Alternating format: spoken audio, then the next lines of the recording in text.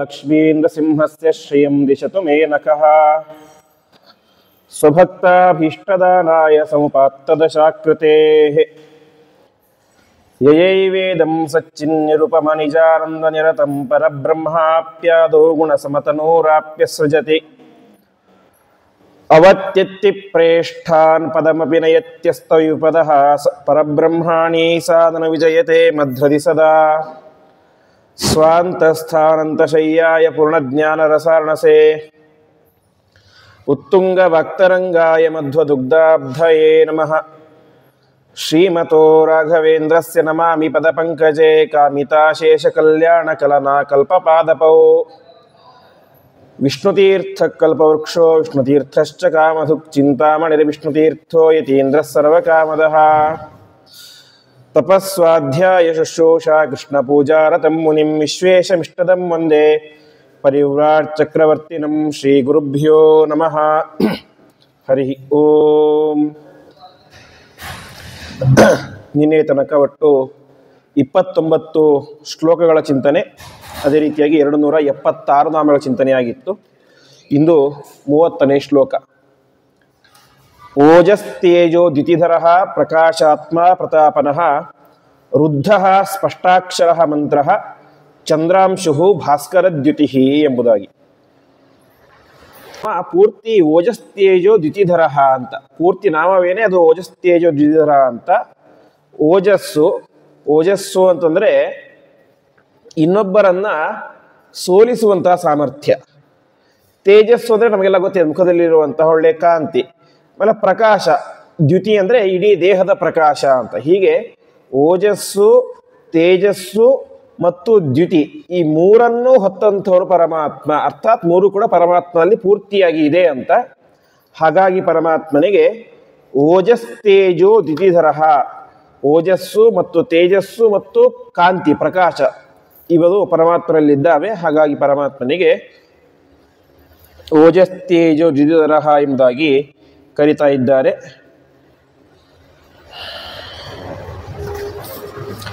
ಮುಂದಿನ ನಾಮ ಪ್ರಕಾಶಾತ್ಮ ಅಂತ. ಪ್ರಕಾಶಾತ್ಮ ಶಬ್ದಕ್ಕೂ ಅದೇ ಅರ್ಥ, ಒಳ್ಳೆ ಪ್ರಕಾಶಭೂತವಾದಂತಹ ಸ್ವರೂಪ ಇರುವಂಥವನು ಪರಮಾತ್ಮ. ಹಾಗಾಗಿ ಪ್ರಕಾಶಾತ್ಮ ಎಂಬುದಾಗಿ ಕರಿತಾ ಇದ್ದಾರೆ. ಇನ್ನು ಜೀವರನ್ನ ಪ್ರಕಾಶಗೊಳಿಸುವಂಥವನು, ಜೀವರಿಗೆ ಬೆಳಕನ್ನು ಕೊಡುವಂಥವನು ಪರಮಾತ್ಮ ಅಂತ ಭಾಗವತದಲ್ಲಿ ಬರುತ್ತೆ. ದೇವಕಿ ದೇವಿಯಲ್ಲಿ 7 ಗರ್ಭ ಇದ್ದಾಗ ಸಹಜವಾಗಿ ಎಷ್ಟು ಕಾಂತಿ ಇತ್ತು ಅಷ್ಟೇ ಕಾಂತಿ ಇತ್ತು. ಅಂದರೆ ಸಾಮಾನ್ಯವಾಗಿ ಗರ್ಭಿಣಿಯರಾದಾಗ ಮುಖದಲ್ಲಿ ಒಳ್ಳೆ ಕಾಂತಿ ಇರುತ್ತೆ ಸ್ತ್ರೀಯರಿಗೆ. ಆದರೆ ಯಾವಾಗ ಗರ್ಭದಲ್ಲಿ ಪರಮಾತ್ಮ ಪ್ರವೇಶ ಮಾಡಿದನೋ ಆವಾಗ ಅತ್ಯದ್ಭುತವಾದ ಕಾಂತಿ ಅಂತೆ ದೇವಕಿ ದೇವಿಯ ಮುಖದಲ್ಲಿ. ಯಾಕೆಂದ್ರೆ ಒಳಗಡೆ ಸಾಕ್ಷಾತ್ ಪ್ರಕಾಶ ಸ್ವರೂಪಿಯಾದಂತಹ ಪರಮಾತ್ಮನೇ ಇದ್ದ ಅಂತ. ಹೀಗೆ ಸ್ವಯಂ ತಾನು ಪ್ರಕಾಶ ಸ್ವರೂಪಿಯಾಗಿದ್ದಾನೆ ಮತ್ತು ತನ್ನನ್ನು ಉಪಾಸನೆ ಮಾಡುವಂಥವರನ್ನ ಪ್ರಕಾಶಗೊಳಿಸ್ತಾನೆ ಪರಮಾತ್ಮ. ಹಾಗಾಗಿ ಅವರನ್ನ ಪ್ರಕಾಶಾತ್ಮ ಎಂಬುದಾಗಿ ಕರೀತಾ ಇದ್ದಾರೆ. ಮುಂದೆ ಪ್ರತಾಪನಃ ಅಂತ. ತಾಪ ಅಂತಂದ್ರೆ ಬಿಸಿಲು, ಬೇಗೆ, ದುಃಖ ಅಂತ. ಪ್ರತಾಪನಃ ಅಂತಂದ್ರೆ ಚೆನ್ನಾಗಿ ತಾಪವನ್ನು ಕೊಡುವಂಥವನು ಅಂತ. ಒಂದು ಅರ್ಥ ಸೂರ್ಯನಲ್ಲಿ ಬೆಂಕಿಯಲ್ಲಿದ್ದುಕೊಂಡು ನಮಗೆ ತುಂಬಾ ತಾಪವನ್ನು ಪರಮಾತ್ಮ ಕೊಡ್ತಾನೆ, ಹಾಗಾಗಿ ಪ್ರತಾಪನಃ ಅಂತ. ಇನ್ನೊಂದು ತಾಪ ಅಂತಂದ್ರೆ ದುಃಖ. ಅಜ್ಞಾನಿಗಳಿಗೆ, ಪರಮಾತ್ಮನನ್ನು ದ್ವೇಷ ಮಾಡುವಂತಹ ದುಷ್ಟರಿಗೆ ಪರಮಾತ್ಮ ಚೆನ್ನಾಗಿ ತಾಪವನ್ನು ಕೊಡ್ತಾನೆ. ಹಾಗಾಗಿ ಪರಮಾತ್ಮ ಪ್ರತಾಪನಃ ಎಂಬುದಾಗಿ ಕರೆಸ್ಕೊಳ್ತಾ ಇದ್ದಾನೆ. ಐತರೇಯ ಉಪನಿಷತ್ನಲ್ಲಿ ಬರುತ್ತೆ, ವಾಯುಶ್ಚ ಸೂರ್ಯ ಸಂಸ್ಥಃ ಸಂಸಪ್ಯತೆ ಏತಜ್ಜಗತ್ರಯಂ ಆಜ್ಞೇಯೋ ಹರೇರ್ವಾಯೋ ಶಕ್ತ್ಯಾ ಸೂರ್ಯಸ್ತಪತ್ತೆ ಎಂಬಂತ ಬೃಹತ್ ಸಂಹಿತ ಅಂತ ಒಂದು ಗ್ರಂಥ. ಅದರ ಉದಾಹರಣೆಯನ್ನು ಆಚಾರ್ಯರು ಐತರೇಯ ಉಪನಿಷತ್ತಿಗೆ ವ್ಯಾಖ್ಯಾನ ಮಾಡೋಕ್ಕಾದ್ರೆ ಹೇಳ್ತಾರೆ. ಪರಮಾತ್ಮ ಮತ್ತು ವಾಯುದೇವರು, ಸೂರ್ಯನಲ್ಲಿ ಪರಮಾತ್ಮ ಒಬ್ಬನೇ ಇಲ್ಲ, ಪರಮಾತ್ಮನೂ ಇದ್ದಾನೆ, ವಾಯುದೇವರು ಇದ್ದಾರೆ. ಇಬ್ಬರೂ ಕೂಡ ಸೇರಿಕೊಂಡು ಜಗತ್ತನ್ನು ಚೆನ್ನಾಗಿ ಸುಡ್ತಾರೆ ಅಂತ. ಇಡೀ ಜಗತ್ತು ಅದಕ್ಕೆ ಬಿಸಿ ಅನ್ನೋದು ಹೇಗೆ ಬೇಕೋ ಚಳಿಯೂ ಬೇಕು, ಚಳಿ ಹೇಗೆ ಬೇಕೋ ಬಿಸಿನೇ ಬೇಕು, ಬಿಸಿ ಕೂಡ ಬೇಕು. ಬರೀ ಚಳಿ ಇದ್ದು ಬಿಟ್ರೆ ನಮಗೆ ಧಾನ್ಯಗಳೇ ಬೆಳೆಯೋದಿಲ್ಲ, ಸಸ್ಯಗಳೇ ಬೆಳೆಯೋದಿಲ್ಲ. ಸಸ್ಯಗಳು ಬೆಳೆಯಬೇಕು ಅಂತಂದ್ರೆ ಸೂರ್ಯನ ಬೆಳಕು ಬೇಕೇ ಬೇಕು. ಹಾಗಾಗಿ ತಾನೇ ಮಾಡ್ತಾನೆ, ಸೂರ್ಯನ ಒಳಗಡೆ ಇದ್ದುಕೊಂಡು ಇಡೀ ಜಗತ್ತಿಗೆ ತಾಪವನ್ನು ಕೊಡ್ತಾನೆ. ಹಾಗಾಗಿ ಪರಮಾತ್ಮ ಪ್ರತಾಪನಃ ಎಂಬುದಾಗಿ. ಇನ್ನೊಂದು ಪ್ರತಾಪ ನಹ ಅಂತ. ನಹ ಅಂತಂದ್ರೆ ಒಂದು ಅರ್ಥ ಕೊಡುವುದು ಅಂತ, ಇನ್ನೊಂದು ಅರ್ಥ ತೆಗೆಯುವುದು ಅಂತ. ಹೇಗೆ ದಾ ಅಂತಂದ್ರೆ ದಾನ ಕೊಡುವುದು ಅಂತ ಒಂದು ಅರ್ಥ, ಇನ್ನೊಂದು ನಾಶ ಮಾಡುವುದು ಅಂತ. ಹಾಗೆ ಪ್ರತಾಪನಃ ಅಂದ್ರೆ ತಾಪವನ್ನು ಕೊಡುವಂಥವನು ಪರಮಾತ್ಮ, ತಾಪವನ್ನ ನಾಶ ಮಾಡುವಂಥವನು ಪರಮಾತ್ಮ ಅಂತ. ದ್ವಾದಶ ಸ್ತೋತ್ರದಲ್ಲಿ ಮೊದಲನೇ ಅಧ್ಯಾಯದಲ್ಲಿ ಆಚಾರ್ಯ ಹೇಳ್ತಾರೆ, ಪರಮಾತ್ಮ ಮುಖವನ್ನು ವರ್ಣನೆ ಮಾಡೋಕ್ಕಾದ್ರೆ ಭವತಾ ಪಾಪರೋದೀಡ್ಯಂ ಶ್ರೀಪದೇಹೆ ಮುಖ ಪಂಕಜಂ ಅಂತ. ಪರಮಾತ್ಮನ ಮುಖವೆಂಬಂತಹ ಕಮಲ ಹೇಗಿದೆ? ಭವತಾಪ ಅಪನೋದನ ಈಡ್ಯ, ಸಂಸಾರದ ತಾಪವನ್ನು ನಾಶ ಮಾಡೋದರಲ್ಲಿ ಭಾರಿ ಎಕ್ಸ್ಪರ್ಟ್ ಯಾವುದು? ಪರಮಾತ್ಮನ ಮುಖ ಕಮಲ ಅಂತ. ಹೀಗೆ ಪರಮಾತ್ಮ ಜಗತ್ತಿಗೆ ತಾಪವನ್ನು ಕೊಡ್ತಾನೆ, ದುಷ್ಟರಿಗೆ ತಾಪವನ್ನು ಕೊಡ್ತಾನೆ, ಸಜ್ಜನರ ತಾಪವನ್ನು ಪರಿಹಾರ ಕೂಡ ಮಾಡ್ತಾನೆ. ಅದರಿಂದಾಗಿ ಅವನನ್ನ ಪ್ರತಾಪನಃ ಎಂಬುದಾಗಿ ಕರಿತಾ ಇದ್ದಾರೆ. ಮತ್ತಲ್ಲೇ ಮುಂದೆ ಹೇಳ್ತಾರೆ, ಸ್ಮರಾಮಿ ಭವ ಸಂತಾಪ ಹಾನಿದಾಮೃತ ಸಾಗರಂ ಪೂರ್ಣಾನಂದಸ್ಯ ರಾಮಸ್ಯ ಸಾನುರಾಗ ಅವಲೋಕನಂ ಅಂತ. ಪರಮಾತ್ಮನ ಮುಖ ಇಂತಹದ್ದು, ಸಂಸಾರ ತಾಪ ಕಳೆಯುವಂಥದ್ದು. ಇನ್ನು ಪರಮಾತ್ಮನ ಮುಖದಲ್ಲಿ ಒಂದು ಚಿಕ್ಕದಾದಂಥ ಕಿರುನಗೆ ಇದೆ, ಮಂದಹಾಸ ಇದೆ.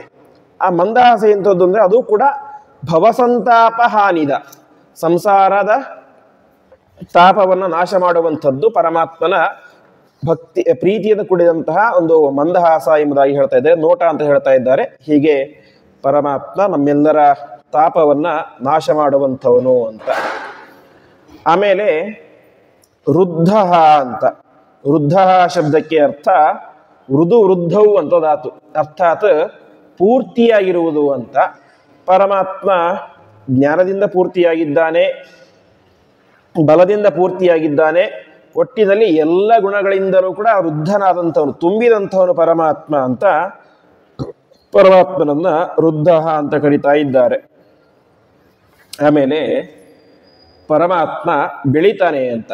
ಯಾವಾಗ ನಾವು ಭಾಗವತದಲ್ಲಿ ಕೇಳ್ತೀವಿ, ಮತ್ಸ್ಯಾವತಾರದ ಕಥೆ ಕೇಳಬೇಕಾದ್ರೆ, ಮತ್ಸ್ಯಾವತಾರ ಆ ರಾಜ ಅರ್ಘ್ಯ ಕೊಡಬೇಕು ಅಂತ ಹೋದ, ಚಿಕ್ಕ ಮೀನಿತ್ತು, ತೆಗೆದುಕೊಂಡು ತಂಬಿಗೆಯಲ್ಲಿ ಹಾಕಿದ, ತಂಬಿಗೆ ಎಷ್ಟು ಬೆಳೀತು.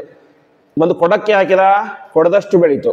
ದೊಡ್ಡ ಕೊಪ್ಪರಿಗೆ ಹಾಕಿದ, ಅದರಷ್ಟು ಬೆಳೀತು. ಸರೋವರಕ್ಕೆ ಹಾಕಿದ, ಅದರಷ್ಟು ಬೆಳೀತು. ಕೊನೆಗೆ ನದಿಗೆ ಹಾಕಿದ, ನದಿಯಷ್ಟು ಬೆಳೆದಾಗ ಸಮುದ್ರಕ್ಕೆ ತಂದು ಹಾಕಿದಾಗ ಇಡೀ ಸಮುದ್ರವನ್ನೇ ಮುಚ್ಚುವಂತೆ ಪರಮಾತ್ಮ ತಾನೇನಾದ, ವೃದ್ಧನಾದ, ವೃದ್ಧಿಯಾದ, ಬೆಳೆದ. ಹಾಗಾಗಿ ಪರಮಾತ್ಮ ವೃದ್ಧ ಅಂತ ಕರೆಸ್ಕೊಳ್ತಾರೆ. ಮತ್ಸ್ಯಾವತಾರದಲ್ಲಿ ಒಮ್ಮಿಂದೊಮ್ಮೆಗೆಲೇನೆ, ಕೃಷ್ಣಾವತಾರದಲ್ಲಿ, ರಾಮಾವತಾರದಲ್ಲಿ ಸಹಜವಾಗಿ ಬೆಳೆದ. ಹೇಗೆ ನಾವು ಬೆಳಿತೇವೆ ಹಾಗೆ ಅವನು ಮನುಷ್ಯ ರೂಪದಲ್ಲಿ ಬೆಳೀತಾ ಹೋದ. ಆದರೆ ಈ ಮತ್ಸ್ಯಾವತಾರ ಹಾಗಲ್ಲ, ಇಮಿಡಿಯೇಟ್ ನೆಕ್ಸ್ಟ್ ಕ್ಷಣ ದೊಡ್ಡದಾಗ್ಬಿಡ್ತಾ ಇದ್ದ, ಇನ್ನೊಂದು ಕಡೆ ಹಾಕಿದ್ರೆ ಮತ್ತೆ ದೊಡ್ಡದಾಗ್ಬಿಡ್ತಾ ಇದ್ದ. ಹೀಗೆ ಮತ್ಸ್ಯಾವತಾರ. ಹಾಗೆ ತ್ರಿವಿಕ್ರಮಾವತಾರ, ಅದರಲ್ಲೂ ಕೂಡ ವಾಮನನಾಗಿ ಇದ್ದ, ಕುಳ್ಳಗೆ ಇದ್ದ. ದಾನ ಕೊಡ್ತೀನಿ ಅಂತ ಹೇಳಿದ ತಕ್ಷಣ ಏನಾದ, ತಕ್ಷಣ ಬೆಳೆದು ಬಿಟ್ಟ, ಆಕಾಶದ ಎತ್ತರಕ್ಕೆ ತ್ರಿವಿಕ್ರಮನಾಗಿ ಬೆಳೆದ. ಹೀಗೆ ಪರಮಾತ್ಮ ವೃದ್ಧ, ಬೆಳೆದಂಥವನು ಅಂತ. ಮುಂದೆ ಸ್ಪಷ್ಟಾಕ್ಷರ ಅಂತ. ಸ್ಪಷ್ಟಾಕ್ಷರ ಶಬ್ದಕ್ಕೆ ಅರ್ಥ ಒಂದು ಪರಮಾತ್ಮ ಓಂಕಾರ ಮುಂತಾದಂಥ ಎಲ್ಲ ಅಕ್ಷರಗಳನ್ನು ಜಗತ್ತಿಗೆ ವ್ಯಕ್ತ ಮಾಡಿಸಿದಂಥವನು, ಅಕ್ಷರಗಳನ್ನು ಜಗತ್ತಿಗೆ ಕೊಟ್ಟಂಥವನು ಪರಮಾತ್ಮ. ಅದರಿಂದಾಗಿ ಅವನು ಸ್ಪಷ್ಟಾಕ್ಷರ. ಇನ್ನೊಂದು ಸ್ಪಷ್ಟಾಕ್ಷರ ಅಂತಂದರೆ, ನಾವು ಸ್ಪಷ್ಟವಾಗಿ ಅಕ್ಷರಗಳನ್ನು ಉಚ್ಚಾರಣೆ ಮಾಡುವ ಮೂಲಕ ಪರಮಾತ್ಮನನ್ನು ಒಳಿಸಿಕೊಳ್ಳಬೇಕು ಅಂತ ಶಾಸ್ತ್ರ ಹೇಳ್ತಾ ಇದೆ. ಯಾಕೆಂತಂದರೆ ವ್ಯಾಕರಣದಲ್ಲಿ ಒಂದು ನಿಯಮ ಇದೆ, ಪತಂಜಲಿಗೊಂದು ನಿಯಮ ಹೇಳ್ತಾರೆ. ಸಂಸ್ಕೃತ ಭಾಷೆಗೆ ಎಷ್ಟು ಮಹತ್ವ ಅಂತಂದರೆ, ಸಾಮಾನ್ಯವಾಗಿ ನಾವು ಕನ್ನಡ ಭಾಷೆಯಾಗಲಿ, ಇನ್ಯಾವುದೋ ಭಾಷೆಯಾಗಲಿ, ತೆಲುಗು ಇತ್ಯಾದಿ ಯಾವುದೇ ಭಾಷೆ ಆಗಲಿ, ಭಾಷೆ ಮಾತನಾಡಿದರೆ ಪುಣ್ಯ ಬರೋದಿಲ್ಲ. ಕನ್ನಡ ಭಾಷೆಯಲ್ಲಿ ನಾವು ಇಷ್ಟೊತ್ತು ಒಂದಷ್ಟು ಹರಟೆ ಹೊಡೆದ್ರೆ ಪುಣ್ಯ ಬರೋದಿಲ್ಲ. ಅದೇ ಕನ್ನಡ ಭಾಷೆಯಲ್ಲಿ ದೇವರ ಬಗ್ಗೆ ಮಾತಾಡಿದರೆ, ಹಾಡು ಹೇಳಿದರೆ, ಇನ್ನೊಂದೇನು ಮಾಡಿದರೆ ಪುಣ್ಯ ಬರುತ್ತೆ. ಸಂಸ್ಕೃತ ಭಾಷೆ ಹಾಗಲ್ಲ. ಏಕಃ ಅಕ್ಷರ, ಏಕಃ ಶಬ್ದಃ ಸುಷ್ಟುಜ್ಞಾತಃ ಸಮ್ಯಕ್ ಪ್ರಯುಕ್ತಃ ಸ್ವರ್ಗೇ ಲೋಕೆ ಕಾಮಧುಕ್ ಭವತಿ ಅಂತ ವ್ಯಾಕರಣದ ನಿಯಮ. ಸಂಸ್ಕೃತದ ಒಂದೇ ಒಂದು ಶಬ್ದವನ್ನು ಚೆನ್ನಾಗಿ ತಿಳಿದುಕೊಂಡು ತಪ್ಪಿಲ್ಲದಂತೆ ಮಾತನಾಡಿದರೆ, ಅದು ಏನೇ ಆಗಲಿ, ಲೌಕಿಕ ಮಾತನಾಡೋದೇ ಆಗಲಿ, ಸಂಸ್ಕೃತದಲ್ಲಿ ಮಾತನಾಡಿದರೆ ಸ್ವರ್ಗೇ ಲೋಕೆ ಕಾಮಧುಕ್ ಭವತಿ ಅಂತ ಹೇಳ್ತಾರೆ. ಸ್ವರ್ಗಲೋಕದಲ್ಲಿ ಆ ವ್ಯಕ್ತಿ ತಾನು ಬಯಸಿದ್ದನ್ನು ಪಡೀತಾನೆ ಅಂತ. ಹಾಗಾದರೆ ಉಲ್ಟಾ ಮಾಡಿದರೆ ಏನಾಯಿತು, ತಪ್ಪಾಗಿ ಮಾತನಾಡಿದರೆ ತಾನು ಎಲ್ಲವನ್ನು ಕೂಡ ಕಳ್ಕೊಳ್ತಾನೆ ಅಂತ ಆಗುತ್ತೆ. ಹೀಗೆ ಇದು ಹೇಳಿದ್ದು ಬರೀ ಕೇವಲ ಸಂಸ್ಕೃತ ಮಾತನಾಡೋದಕ್ಕೆ. ಇನ್ನು ಆ ಸಂಸ್ಕೃತ ಭಾಷೆಯಲ್ಲಿ ನಾವು ಸೂಕ್ತಗಳನ್ನ, ವೇದಗಳನ್ನ, ಪರಮಾತ್ಮ ಸ್ತೋತ್ರವನ್ನ, ಪರಮಾತ್ಮ ನಾಮಸ್ಮರಣೆಯನ್ನ ಸರಿಯಾಗಿ ಮಾಡಿದರೆ ಪರಮಾತ್ಮ ಇನ್ನೂ ವಿಶೇಷ ಫಲವನ್ನು ಕೊಡ್ತಾನೆ. ತಪ್ಪು ಮಾಡಿದರೆ ಅಷ್ಟೇ ಅಧೋಗತಿ ಆಗುತ್ತೆ. ಹಾಗಾಗಿ ಶಬ್ದಗಳನ್ನು ಆದಷ್ಟು ಚೆನ್ನಾಗಿ ತಿಳಿದುಕೊಂಡು ತಪ್ಪಿಲ್ಲದಂತೆ ಉಚ್ಚಾರಣೆ ಮಾಡಬೇಕು ಅಂತ ಶಾಸ್ತ್ರ ಹೇಳುತ್ತೆ. ಹಾಗಾಗಿ ಪರಮಾತ್ಮ ಸ್ಪಷ್ಟಾಕ್ಷರ, ಸ್ಪಷ್ಟವಾದಂಥ ಅಕ್ಷರಗಳಿಂದ, ಶುದ್ಧವಾದಂಥ ಭಾಷೆಯಿಂದಾಗಿ ಪರಮಾತ್ಮ ತಿಳಿಲಿಕ್ಕೆ ಸಾಧ್ಯ. ಹಾಗಾಗಿ ಪರಮಾತ್ಮನನ್ನ ಸ್ಪಷ್ಟಾಕ್ಷರ ಎಂಬುದಾಗಿ ಕರಿತಾ ಇದ್ದಾರೆ.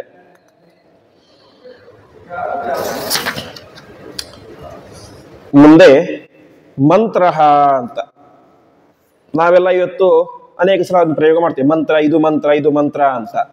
ವಾಸ್ತವಿಕವಾಗಿ ಮಂತ್ರ ಶಬ್ದಕ್ಕೆ ಪ್ರಧಾನ ಅರ್ಥ ಪರಮಾತ್ಮನೇ ಅಂತ. ಇನ್ನೊಂದು ಈ ಸೂಕ್ತಗಳಿಗೆ, ವೇದಗಳಿಗೆ, ಸ್ತೋತ್ರಗಳಿಗೆಲ್ಲ ಮಂತ್ರ ಮಂತ್ರ ಅಂತ ಕರೀತಾರೆ. ಅದಕ್ಕೆ ಯಾಕೆ ಮಂತ್ರ ಅಂತ ಕರೀತಾರೆ ಅಂದರೆ, ಮನನಾತ್ ತ್ರಾಯತೆ ಇತಿ ಮಂತ್ರ ಅಂತ. ಮಂತ್ರಗಳನ್ನು ನಿರಂತರವಾಗಿ ಉಚ್ಚಾರಣೆ ಮಾಡ್ತಾ ಇದ್ದಾಗ, ಪಾರಾಯಣ ಮಾಡ್ತಾ ಇದ್ದಾಗ ಏನಾಗುತ್ತೆ, ಅದು ನಮ್ಮನ್ನ ತ್ರಾಯತೆ, ಕಾಪಾಡ್ತವೆ. ಅದರಿಂದಾಗಿ ಅವುಗಳಿಗೆ ಮಂತ್ರ ಅಂತ ಹೆಸರು ಅಂತ ಶಾಸ್ತ್ರಕಾರರು ಹೇಳ್ತಾರೆ. ಹಾಗೆ ಪರಮಾತ್ಮನೂ ಹಾಗೆ, ಪರಮಾತ್ಮನ ಸ್ಮರಣೆಯನ್ನು ನಿರಂತರವಾಗಿ ಮಾಡ್ತಾ ಇದ್ರೆ ಪರಮಾತ್ಮನ ಮಾತ್ರಾಯತೆ, ರಕ್ಷಣೆ ಮಾಡ್ತಾನೆ. ಹಾಗಾಗಿ ಪರಮಾತ್ಮನನ್ನ ಮಂತ್ರ ಎಂಬುದಾಗಿ ಕರೀತಾ ಇದ್ದಾರೆ. ಅದೇ ರೀತಿಯಾಗಿ ಮಾನಂ ತ್ರಾತಃ ಇತಿ ಮಂತ್ರ ಅಂತ. ಅರ್ಥಾತ್ ನಮಗೆ ಮಾನವನ್ನ ನೀಡಿ ಕಾಪಾಡುವಂಥವನು, ಗೌರವವನ್ನು ನೀಡಿ ಕಾಪಾಡುವಂಥವನು ಅಂತ. ನಾವು ಕೇಳ್ತೇವೆ ದ್ರೌಪದಿಯ ಪ್ರಸಂಗ, ದ್ರೌಪದಿಯ ಮಾನ ಕಳೆಯುವಂತಹ ದೊಡ್ಡ ಪ್ರಸಂಗ ಮಹಾಭಾರತ ನಡೆದಿತ್ತು. ಆ ಸಂದರ್ಭದಲ್ಲಿ ಕೃಷ್ಣನನ್ನ ಪ್ರಾರ್ಥನೆ ಮಾಡಿದಾಗ ಪರಮಾತ್ಮ ತಾನು ಅಕ್ಷಯ ವಸ್ತ್ರವನ್ನು ಕೊಟ್ಟು ಏನ್ ಮಾಡಿದ, ಅವಳ ಮಾನವನ್ನ ತ್ರಾಯತೆ, ಕಾಪಾಡಿದ. ಹಾಗಾಗಿ ಪರಮಾತ್ಮ ಮಂತ್ರ ಎಂಬುದಾಗಿ ಕರೆಸ್ಕೊಳ್ತಾ ಇದ್ದಾನೆ.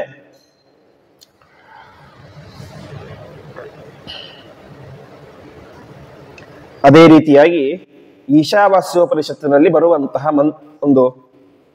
ಇನ್ನೊಂದು ಕಡೆ ದಕ್ಷ ಪ್ರಜಾಪತಿಯ ಸಂದರ್ಭ. ದಕ್ಷ ಪ್ರಜಾಪತಿ ಒಂದು ದೊಡ್ಡ ಯಾಗವನ್ನು ಮಾಡ್ತಾ ಇರ್ತಾನೆ. ಆ ಯಾಗ ಮಾಡಬೇಕಾದ್ರೆ ಅಲ್ಲಿ ಸಾಕ್ಷಾತ್ ಪರಮಾತ್ಮನೇ ಆವಿರ್ಭಾವಗೊಳ್ತಾನೆ ಅಂತೆ. ಸಾಮಾನ್ಯವಾಗಿ ಹಿಂದಿನ ಯುಗಗಳಲ್ಲಿ ಇಂತಹ ಪ್ರಜಾಪತಿಗಳು, ದೊಡ್ಡ ದೊಡ್ಡ ಚಕ್ರವರ್ತಿಗಳು ಯಾಗ ಮಾಡಿದರೆ ಅಗ್ನಿಯಲ್ಲಿ ಯಾವ ದೇವತೆಗಳ ಉದ್ದೇಶವಾಗಿನ ಸ್ವಾಹಾತ್ ಆಹುತಿ ಆಗ್ತೇವೋ ಸಾಕ್ಷಾತ್ ಆ ದೇವತೆಯೇ ಬಂದು ಸ್ವೀಕಾರ ಮಾಡ್ತಾ ಇದ್ರು ಅಂತೆ. ಅಂದ್ರೆ ಆ ಹೋಮ ಮಾಡಿಸುವಂತಹ ಯಜಮಾನ ಮತ್ತು ಪುರೋಹಿತ ಇಬ್ಬರು ಅಷ್ಟು ದೊಡ್ಡ ಜ್ಞಾನಿಗಳಾಗಿದ್ದರೆ ಆ ರೀತಿ ಸ್ವೀಕಾರ ಮಾಡ್ತಾ ಇದ್ರು ಅಂತ ಹೇಳ್ತಾರೆ.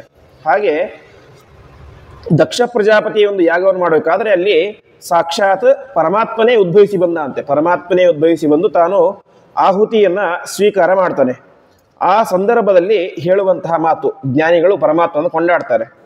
ತ್ವಂಹಿ ಮಂತ್ರಾಹ ಸಮಿದ್ದರ್ಭ ಪಾತ್ರಾಣಿಚ ಅಂತ ಭಾಗವತದ 4ನೇ ಸ್ಕಂದದಲ್ಲಿ ಬರುವಂತಹ ಮಾತು. ಆವಾಗ ಎಲ್ಲರೂ ಕೂಡ ಹೇಳ್ತಾರೆ ಅಂತೆ, ಪರಮಾತ್ಮ ನೀನೇ ಮಂತ್ರ, ನೀನೇ ಸಮಿತ್ತು, ನೀನೇ ದರ್ಭೆ, ನೀನೇ ಪಾತ್ರೆ. ಯಜ್ಞಕ್ಕೆ ಉಪಯೋಗಿಸುವಂತಹ ಎಲ್ಲ ಪದಾರ್ಥಗಳು ಕೂಡ ಹುಟ್ಟಿದ್ಯಾರಿಂದ, ವರಾಹರೂಪಿಯ ಅಂತ ಪರಮಾತ್ಮನಿಂದ. ಹಾಗಾಗಿ ಅಲ್ಲಿ ಪರಮಾತ್ಮನ ಸ್ತೋತ್ರ ಮಾಡ್ತಾರೆ. ನೀನೇ ಮಂತ್ರ, ನೀನೇ ದರ್ಭೆ, ಯಜ್ಞ ಎಲ್ಲವೂ ಕೂಡ ನೀನೇ ಅಂತ ಹೇಳ್ತಾರೆ. ಹಾಗೆ ಅಲ್ಲಿ ಪರಮಾತ್ಮನ ಮಂತ್ರ ಅಂತ ಕೊಂಡಾಡಿದ್ದಾರೆ. ಹಾಗಾಗಿ ಪರಮಾತ್ಮ ಮಂತ್ರ ಅಂತ. ಮುಂದೆ ಚಂದ್ರಾಂಶುಹು ಅಂತ. ಚಂದ್ರಾಂಶುಹು ಶಬ್ದಕ್ಕೆ ಅರ್ಥ ಪರಮಾತ್ಮನನ್ನು ನಾವು ಎರಡು ರೀತಿ ಕೇಳ್ತೇವೆ. ಒಂದು ಸಾವಿರಾರು ಸೂರ್ಯನ ಕಾಂತಿ ಇರುವಂಥವ್ರು ಅಂತ ಕೇಳ್ತೇವೆ, 1000 ಚಂದ್ರನ ಕಾಂತಿ ಇರುವಂಥವ್ರು ಅಂತ ಕೇಳ್ತೇವೆ. ಹಾಗಾಗಿ ಇದೆಲ್ಲವೂ ಕೂಡ ಬೇರೆ ಬೇರೆ ಟೈಮಲ್ಲಿ ಇರುತ್ತೆ ಅಂತ ಅರ್ಥ ಆಗುತ್ತೆ. ಒಂದು ಸಲ ಪರಮಾತ್ಮ ಸಾವಿರಾರು ಸೂರ್ಯಕಾಂತಿ ಇರ್ತಾನೆ, ಇನ್ನೊಂದು ಸಲ 1000 ಚಂದ್ರಕಾಂತಿ ಇರ್ತಾನೆ ಅಂತ ಅಂದ್ಕೊಳ್ತೇವೆ. ಆದರೆ ಶಾಸ್ತ್ರ ಹೇಳುತ್ತೆ ಪರಮಾತ್ಮನಲ್ಲಿ ಯಾವುದೇ ವ್ಯತ್ಯಾಸ ಅನ್ನೋದಿಲ್ಲ. ಹಾಗಾದರೆ ಒಂದೇ ಟೈಮಲ್ಲಿ 1000 ಸೂರ್ಯಕಾಂತಿ ಮತ್ತು ಚಂದ್ರಕಾಂತಿ ಬರ್ಲಿಕ್ಕೆ ಹೇಗೆ ಸಾಧ್ಯ ಅಂತ? ಒಂದಾ ಬಿಸಿಯಾಗಿರಬೇಕು, ಒಂದಾ ತಣ್ಣಗಿರಬೇಕು. ಎರಡೂ ಕೂಡ ಮಿಕ್ಸ್ ಆಗಿ ಅದು ಕೂಡ ಸಾವಿರಾರಷ್ಟು ಪಟ್ಟಿದಷ್ಟು ಇರ್ಲಿಕ್ಕೆ ಹೇಗೆ ಸಾಧ್ಯ ಅಂತಂದರೆ, ಪರಮಾತ್ಮ ದುಷ್ಟರಿಗೆ ಸಾವಿರಾರು ಸೂರ್ಯರ ಕಾಂತಿಯಂತೆ ಬಿಸಿಯನ್ನು ಉಂಟು ಮಾಡ್ತಾನೆ. ಅದೇ ಸಂದರ್ಭದಲ್ಲಿ ಭಕ್ತ ಬಂದರೆ ಅವನಿಗೆ ಚಂದ್ರರಂತೆ ತಂಪನ್ನು ಕೂಡ ನೀಡ್ತಾನೆ. ಹಾಗಾಗಿ ಅವನನ್ನು ಚಂದ್ರಾಂಶುಹು ಅಂತ ಕರಿತಾ ಇದ್ದಾರೆ. ವಿಶೇಷವಾಗಿ ಮತ್ತೆ ದ್ವಾದಶ ಸ್ತೋತ್ರದ ಮೊದಲನೇ ಅಧ್ಯಾಯದಲ್ಲಿ ಹೇಳ್ತಾರೆ ಆಚಾರ್ಯರು, ಪರಮಾತ್ಮನ ಮುಖ ಹೇಗಿದೆ ಅಂತಂದರೆ ಸ್ಮರೇತ ಯಾಮಿನೀನಾಥ ಸಹಸ್ರಾವೇತ ಕಾಂತಿಮತ್ ಅಂತ. ಯಾಮಿನಿ ಅಂತಂದರೆ ರಾತ್ರಿಗೆ ಯಾಮಿನಿ ಅಂತ ಕರೀತಾರೆ. ಯಾಮಿನೀನಾಥ, ರಾತ್ರಿಗೆ ಒಡೆಯ ಯಾರು? ಚಂದ್ರ, ಹಗಲಿಗೆ ಒಡೆಯ ಸೂರ್ಯ. ರಾತ್ರಿಗೆ ಒಡೆಯ ಚಂದ್ರ. ಆ ರೀತಿಯಾಗಿ ಯಾಮಿನೀನಾಥ ಸಹಸ್ರ, ಸಾವಿರಾರು ಚಂದ್ರರ ಕಾಂತಿಯಂತೆ ಕಾಂತಿ ಎಲ್ಲಿದೆ? ಪರಮಾತ್ಮನ ಮುಖದಲ್ಲಿ ಇದೆ ಎಂಬುದಾಗಿ ತಿಳಿಸ್ತಾ ಇದ್ದಾರೆ. ಹೀಗೆ ಪರಮಾತ್ಮ ಚಂದ್ರಾಂಶುಹು ಅಂತ, ಒಂದು ಚಂದ್ರನಂತೆ ಕಾಂತಿ ಇರುವಂಥವನು ಅಂತ, ಇನ್ನೊಂದು ಚಂದ್ರನಿಗೆ ಆ ಕಾಂತಿಯನ್ನು ಕೊಟ್ಟಂಥವನು ಪರಮಾತ್ಮ. ಹಾಗಾಗಿ ಪರಮಾತ್ಮ ಚಂದ್ರಾಂಶುಹು ಅಂತ. ಮತ್ತೆ ಭಗವದ್ಗೀತೆಯಲ್ಲಿ ಹೇಳುವಂತೆ ಚಂದ್ರಮಸಿ ಹೆಚ್ಚಾಗ್ನೋ ತತ್ತೇಜೋ ವಿದ್ಧಿಮಾಮಕಂ ಅಂತ, ಚಂದ್ರನಲ್ಲಿರುವಂತಹ ಕಾಂತಿಯು ಕೂಡ ನನ್ನದೇ ಅಂತ ಪರಮಾತ್ಮ ಅರ್ಜುನನಿಗೆ ಉಪದೇಶ ಮಾಡ್ತಾನೆ. ಹೀಗೆ ಪರಮಾತ್ಮ ಚಂದ್ರಾಂಶುಹು. ಮುಂದೆ ಭಾಸ್ಕರ ದ್ಯುತಿ, ಹಿಂದೆ ಚಂದ್ರನಂತೆ ಕಾಂತಿ ಇರುವವನು ಅಂತ ಹೇಳಿದರು, ಮುಂದೆ ಭಾಸ್ಕರ ಸೂರ್ಯನಂತೆ ಕಾಂತಿ ಇರುವಂಥವನು ಅಂತ. ಭಾ ಅಂತಂದ್ರೆ ಬೆಳಕು, ದಿನ ಅಂತ. ಯಾರು ಭಾಸ್ಕರ ಅಂದ ಅರ್ಥಾತ್ ಯಾರು ಹುಟ್ಟಿದರೆ ಬೆಳಕಾಗುತ್ತೋ, ಯಾರು ಹುಟ್ಟಿದರೆ ಹಗಲಾಗುತ್ತೋ ಅವನು ಭಾಸ್ಕರ ಅಂತ. ಪರಮಾತ್ಮ ಭಾಸ್ಕರನಂತೆ ಕಾಂತಿ ಇರುವಂಥವನು. ಹಾಗಾಗಿ ಪರಮಾತ್ಮನಿಗೆ ಭಾಸ್ಕರ ದ್ಯುತಿ ಎಂಬುದಾಗಿ ಕರೀತಾ ಇದ್ದಾರೆ. ಗೀತೆಯಲ್ಲಿ ಹೇಳುವಂತೆ ಯದಿಭಾ ಸದೃಶೀ ಸಾಸ್ಯಾತ್ ಭಾಸಸ್ತಸ್ಯ ಮಹಾತ್ಮನಃ ಅಂತ ಪರಮಾತ್ಮ ಸಾವಿರಾರು ಸೂರ್ಯನ ಕಾಂತಿ ಇರುವವನು ಅಂತ ಪರಮಾತ್ಮನೇ ಗೀತೆಯಲ್ಲಿ ಹೇಳ್ಕೊಳ್ತಾನೆ. ದಿವಿ ಸೂರ್ಯ ಸಹಸ್ರಸ್ಯ ಭವೇದ್ ಯುಗಪದುದ್ದಿತ ಅಂತ. ಒಂದು ವೇಳೆ ಆಕಾಶದಲ್ಲಿ ಸಾವಿರಾರು ಸೂರ್ಯರು ಒಂದೇ ಸಲ ಹುಟ್ಟಿದರೆ ಎಷ್ಟು ಕಾಂತಿ ಬರುತ್ತೋ ಅಷ್ಟು ಕಾಂತಿ ಯಾರಲ್ಲಿ ಇದೆ? ಪರಮಾತ್ಮನಲ್ಲಿ ಇದೆ ಅಂತ ಹೇಳ್ತಾರೆ. ಆದರೆ ಆ ಕಾಂತಿ ಹೇಗೆ? ದುಷ್ಟರು ಬಂದರೆ ಅವರಿಗೆ ಬಿಸಿಯನ್ನು ಕೊಡುತ್ತೆ, ಅದೇ ಸಜ್ಜನರು ಹೋದರೆ ನಮಗೆ ಆನಂದವನ್ನು ಕೊಡುತ್ತೆ ಅಂತ ಪರಮಾತ್ಮ ಭಾಸ್ಕರ ದ್ಯುತಿ ಎಂಬುದಾಗಿ ಕರೆಸ್ಕೊಳ್ತಾ ಇದ್ದಾನೆ. ಮುಂದಿನ ಶ್ಲೋಕ ಅಮೃತಾಂಶೂದ್ಭವೋ ಭಾನು ಶಶಬಿಂದು ಸುರೇಶ್ವರ ಔಷಧಂ ಜಗತಃ ಸೇತು ಸತ್ಯಧರ್ಮ ಪರಾಕ್ರಮ ಎಂಬುದಾಗಿ. ಪರಮಾತ್ಮ ಅಮೃತಾಂಶೂದ್ಭವ ಅಂತ. ಸೂರ್ಯನ ಕಿರಣ ಅದು ಭೂಮಿಗೆ ಬಡಿಯುತ್ತೆ, ಮುಂದೆ ನಾಶವಾಗಿ ಹೋಗುತ್ತೆ. ನಿರಂತರವಾಗಿ ಸೂರ್ಯನಿಂದ ಕಿರಣಗಳು ಹೊರಗಡೆ ಬರ್ತಾನೇ ಇರ್ತವೆ. ಆದರೆ ಪರಮಾತ್ಮನ ಕಿರಣಗಳು ಹಾಗಲ್ಲ. ಪರಮಾತ್ಮನ ಕಿರಣಗಳು ಅಮೃತಾಂಶೂದ್ಭವ. ನಾವು ನಮ್ಮ ಸಿದ್ಧಾಂತ ಪ್ರಕಾರ ಪರಮಾತ್ಮ ಬೇರೆಯಲ್ಲ, ಪರಮಾತ್ಮನ ಮೈಯಲ್ಲಿರುವಂತಹ ಬಟ್ಟೆ ಬೇರೆಯಲ್ಲ, ಅವನ ಆಭರಣ ಬೇರೆಯಲ್ಲ, ಅವನ ಅಂಗಾಂಗಗಳು ಬೇರೆಯಲ್ಲ. ಪರಮಾತ್ಮನ ಸ್ವರೂಪಕ್ಕೆ ಎಷ್ಟು ಶಕ್ತಿ ಇದೆಯೋ ಪರಮಾತ್ಮನ ಆಭರಣಕ್ಕೆ ಕೂಡ ಅಷ್ಟೇ ಶಕ್ತಿ ಇದೆ ಅಂತ ಹೇಳ್ತಾರೆ. ಹಾಗೆ ಪರಮಾತ್ಮನ ಕಿರಣಗಳು ಕೂಡ ಅಷ್ಟೇ, ಅದು ಪರಮಾತ್ಮನದೇ ಒಂದು ಸ್ವರೂಪ. ಹಾಗಾಗಿ ಅದು ಏನಾಗಿದೆ? ಅಮೃತಾಂಶೂದ್ಭವ, ಉತ್ತಮವಾದಂತಹ ನಾಶ ಇಲ್ಲದೇ ಇರುವಂತಹ ಕಿರಣಗಳು. ಪರಮಾತ್ಮನ ಕಿರಣಗಳು ಎಷ್ಟು ಬಂದರೂ ಕೂಡ ಅದಕ್ಕೇನಿಲ್ಲ, ನಾಶ ಅನ್ನೋದಿಲ್ಲ. ಹಾಗಾಗಿ ಪರಮಾತ್ಮ ಅಮೃತಾಂಶೂದ್ಭವ ಎಂಬುದಾಗಿ ಹೆಸರು. ಇನ್ನು ವಿಶೇಷವಾಗಿ ತಂತ್ರಸಾರ ಸಂಗ್ರಹದಲ್ಲಿ ಆಚಾರ್ಯರು ಹೇಳ್ತಾರೆ, ಧನ್ವಂತರಿಯ ರೂಪದ ಬಗ್ಗೆ ಹೇಳಬೇಕಾದ್ರೆ ಚಂದ್ರೋಗ ಕಾಂತಿ ಅಮೃತೋರು ಕರೈರ್ಜಗಂತಿ ಅಂತ. ಅಮೃತೋರು ಕರೈರ್ಜಗಂತಿ, ಪರಮಾತ್ಮನ ಕಿರಣಗಳು ಹೇಗಿದ್ದಾವೆ? ಅಮೃತದಂತೆ ಇದ್ದಾವೆ ಅಂತ ಹೇಳ್ತಾರೆ. ಅರ್ಥಾತ್ ಪರಮಾತ್ಮನ ಕಿರಣಗಳ ಸ್ಪರ್ಶ ನಮಗೆ ಆದರೂ ಸಾಕು, ಪರಮಾತ್ಮನ ಅನುಗ್ರಹ ದೃಷ್ಟಿ ಬಿದ್ದು ನಮ್ಮ ಮೇಲೆ ಬಿದ್ದರೂ ಸಾಕು, ನಾವೇನಾಗ್ತೇವೆ? ಎಲ್ಲ ದೋಷಗಳನ್ನು ಕಳೆದುಕೊಳ್ತೇವೆ ಅಂತ ಪರಮಾತ್ಮನನ್ನ ಅಮೃತಾಂಶೋದ್ಭವ ಎಂಬುದಾಗಿ ತಿಳಿಸ್ತಾ ಇದ್ದಾರೆ. ಇನ್ನು ಅಮೃತಾಂಶ ಅಂತಂದ್ರೆ ಚಂದ್ರನಿಗೂ ಕೂಡ ಅಮೃತಾಂಶ ಅಂತ ಕರೀತಾರೆ. ಚಂದ್ರನಲ್ಲಿ ಅಭಿವ್ಯಕ್ತನಾಗುವನು ಅಂತ. ಯಾಕೆಂತಂದ್ರೆ ಆಚಾರ್ಯರು ಹೇಳ್ತಾರೆ ತಂತ್ರಸಾರ ಸಂಗ್ರಹದಲ್ಲಿ, ನಾವು ಎಲ್ಲಿ ಚಿಂತನೆ ಮಾಡಬೇಕು ಧನ್ವಂತರಿ ರೂಪಿಯಾದಂತಹ ಪರಮಾತ್ಮನನ್ನ ಅಂತ. ಅಲ್ಲಿ ಹೇಳ್ತಾರೆ ಚಂದ್ರೌಘ ಕಾಂತಿ ಅಮೃತೋರು ಕರೆ ಜಗಂತಿ ಅಂತ. ಚಂದ್ರನಲ್ಲಿ ನಾವು ವಿಶೇಷವಾಗಿ ಶೀತಾಂಶು ಮಂಡಲಗತಂ ಸ್ಮರತ ಆತ್ಮ ಸಂಸ್ಥಂ ಅಂತ. ಚಂದ್ರಮಂಡಲದಲ್ಲಿ ವಿಶೇಷವಾಗಿ ಯಾರು ಇದ್ದಾನೆ? ಧನ್ವಂತರಿ ರೂಪಿ ಅಂತ ಪರಮಾತ್ಮ ಇದ್ದಾನೆ. ಹಾಗಾಗಿ ನೀವೆಲ್ಲರೂ ಕೂಡ ಚಂದ್ರಮಂಡಲದಲ್ಲಿ ಧನ್ವಂತರಿ ರೂಪಿ ಪರಮಾತ್ಮನ ಚಿಂತನೆ ಮಾಡಿ ಅಂತ. ಸೂರ್ಯಮಂಡಲದಲ್ಲಿ ಸವಿತೃ ರೂಪಿಯಾದ ಪರಮಾತ್ಮನ ಚಿಂತನೆ, ಗಾಯತ್ರಿ ಮಂತ್ರ ಜಪ ಮಾಡೋಕ್ಕಾದ್ರೆ, ಧನ್ವಂತರಿ ಜಪ ಮಾಡಬೇಕಾದ್ರೆ ಚಂದ್ರನಲ್ಲಿ ಇರುವಂತಹ ಪರಮಾತ್ಮನ ಚಿಂತನೆ ಮಾಡಿ ಅಂತ ಹೇಳ್ತಾ ಇದ್ದಾರೆ. ಹೀಗೆ ಅಮೃತಾಂಶೋದ್ಭವ, ಚಂದ್ರನ ಮೂಲಕ ನಮಗೆ ಉದ್ಭವನಾಗುವಂಥವನು, ಅಭಿವ್ಯಕ್ತನಾಗುವಂಥವನು ಅಂತ ಪರಮಾತ್ಮನನ್ನ ಅಮೃತಾಂಶೋದ್ಭವ ಎಂಬುದಾಗಿ ಕರೀತಾ ಇದ್ದಾರೆ. ಮುಂದೆ ಭಾನುಹು ಅಂತ. ಭಾನುಹು ಶಬ್ದಕ್ಕೆ ಅರ್ಥ ಸೂರ್ಯ.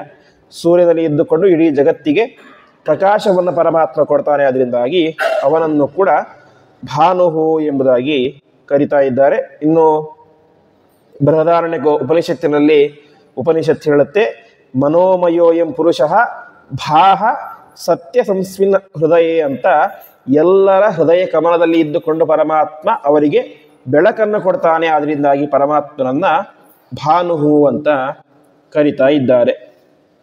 ಮುಂದೆ ಶಶಬಿಂದುಹು ಅಂತ. ಶಶಬಿಂದುಹು ಶಬ್ದಕ್ಕೆ ಅರ್ಥ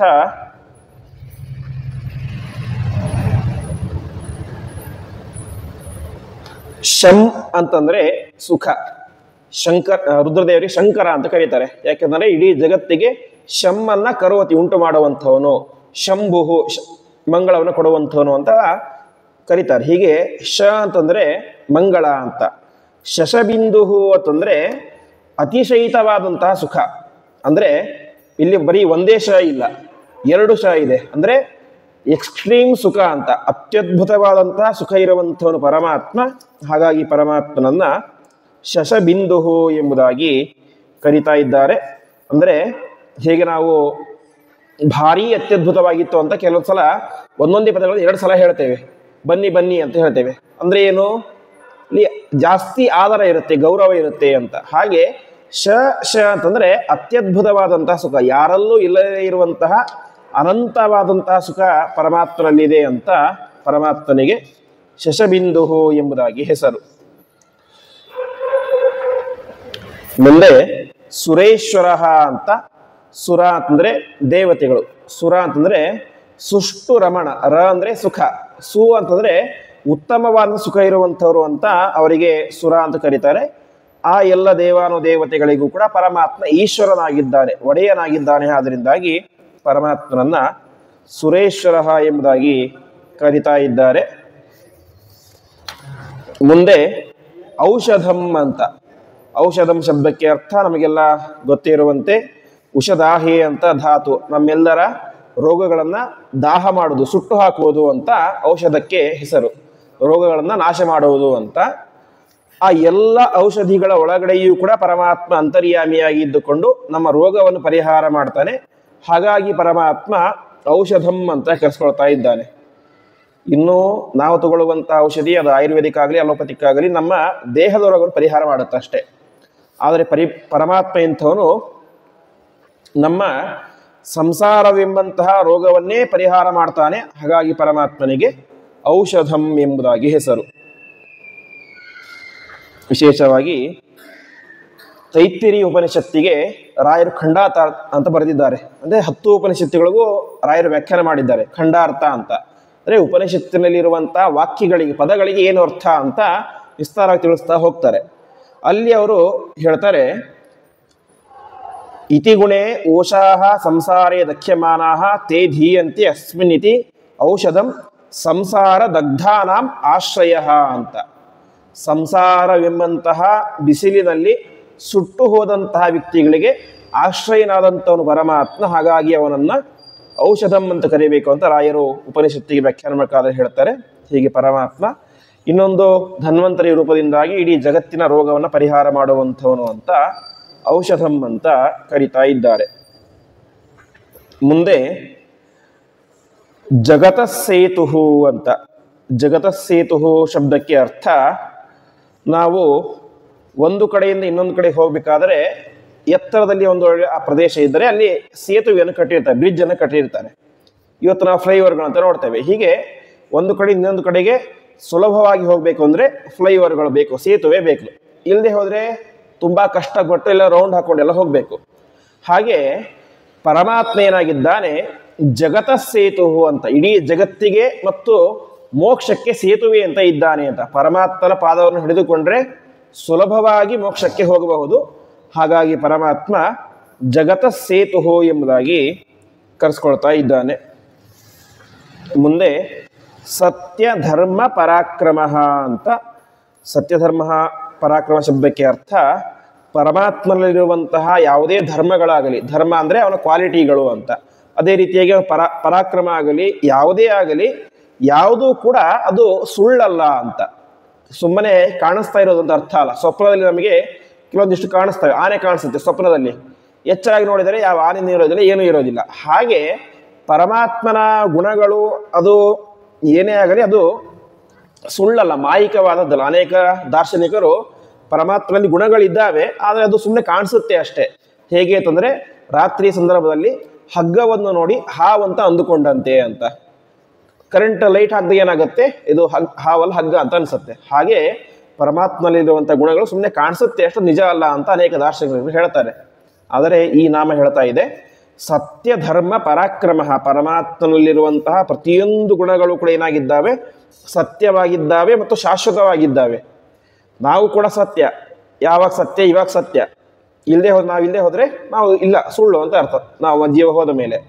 ಪರಮಾತ್ಮ ಹಾಗಲ್ಲ, ಪರಮಾತ್ಮನಲ್ಲಿರುವಂತಹ ಪ್ರತಿಯೊಂದು ಗುಣಗಳು ಕೂಡ ಯಾವಾಗಲೂ ಇರ್ತವೆ, ಪೂರ್ಣವಾಗಿ ಇರ್ತವೆ.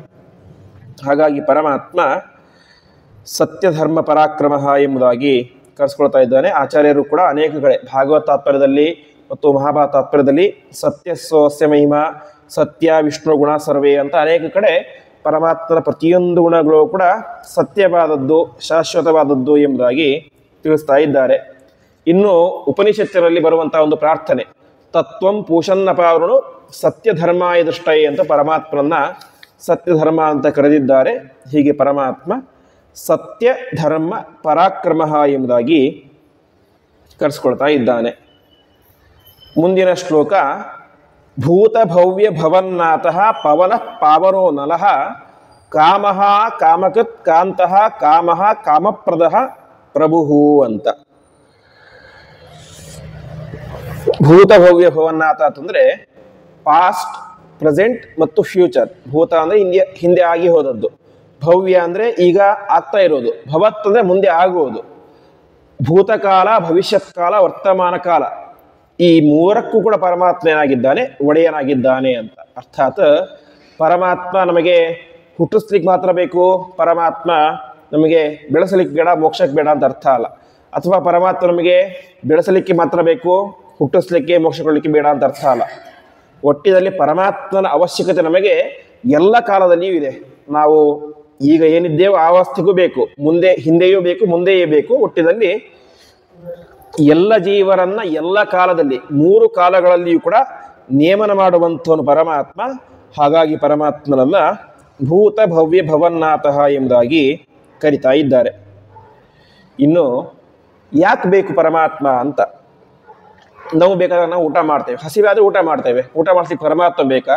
ನಿದ್ರೆ ಬಂದರೆ ನಿದ್ರೆ ಮಾಡ್ತೇವೆ, ಭಯ ಆದರೆ ಹೆದರ್ತೇವೆ, ಸುಖ ಆದರೆ ಆರಾಮಾಗಿರ್ತೇವೆ. ಇದಕ್ಕೆಲ್ಲ ಪರಮಾತ್ಮ ಯಾಕೆ ಬೇಕು ಅಂತ ಪ್ರಶ್ನೆ ಮಾಡ್ಕೊಳ್ತಾರೆ. ಅದಕ್ಕೆ ಗೀತಾ ತಾತ್ಪರ್ಯದಲ್ಲಿ ಆಚಾರ್ಯರು ಒಂದು ಮಾತನ್ನು ಹೇಳ್ತಾರೆ,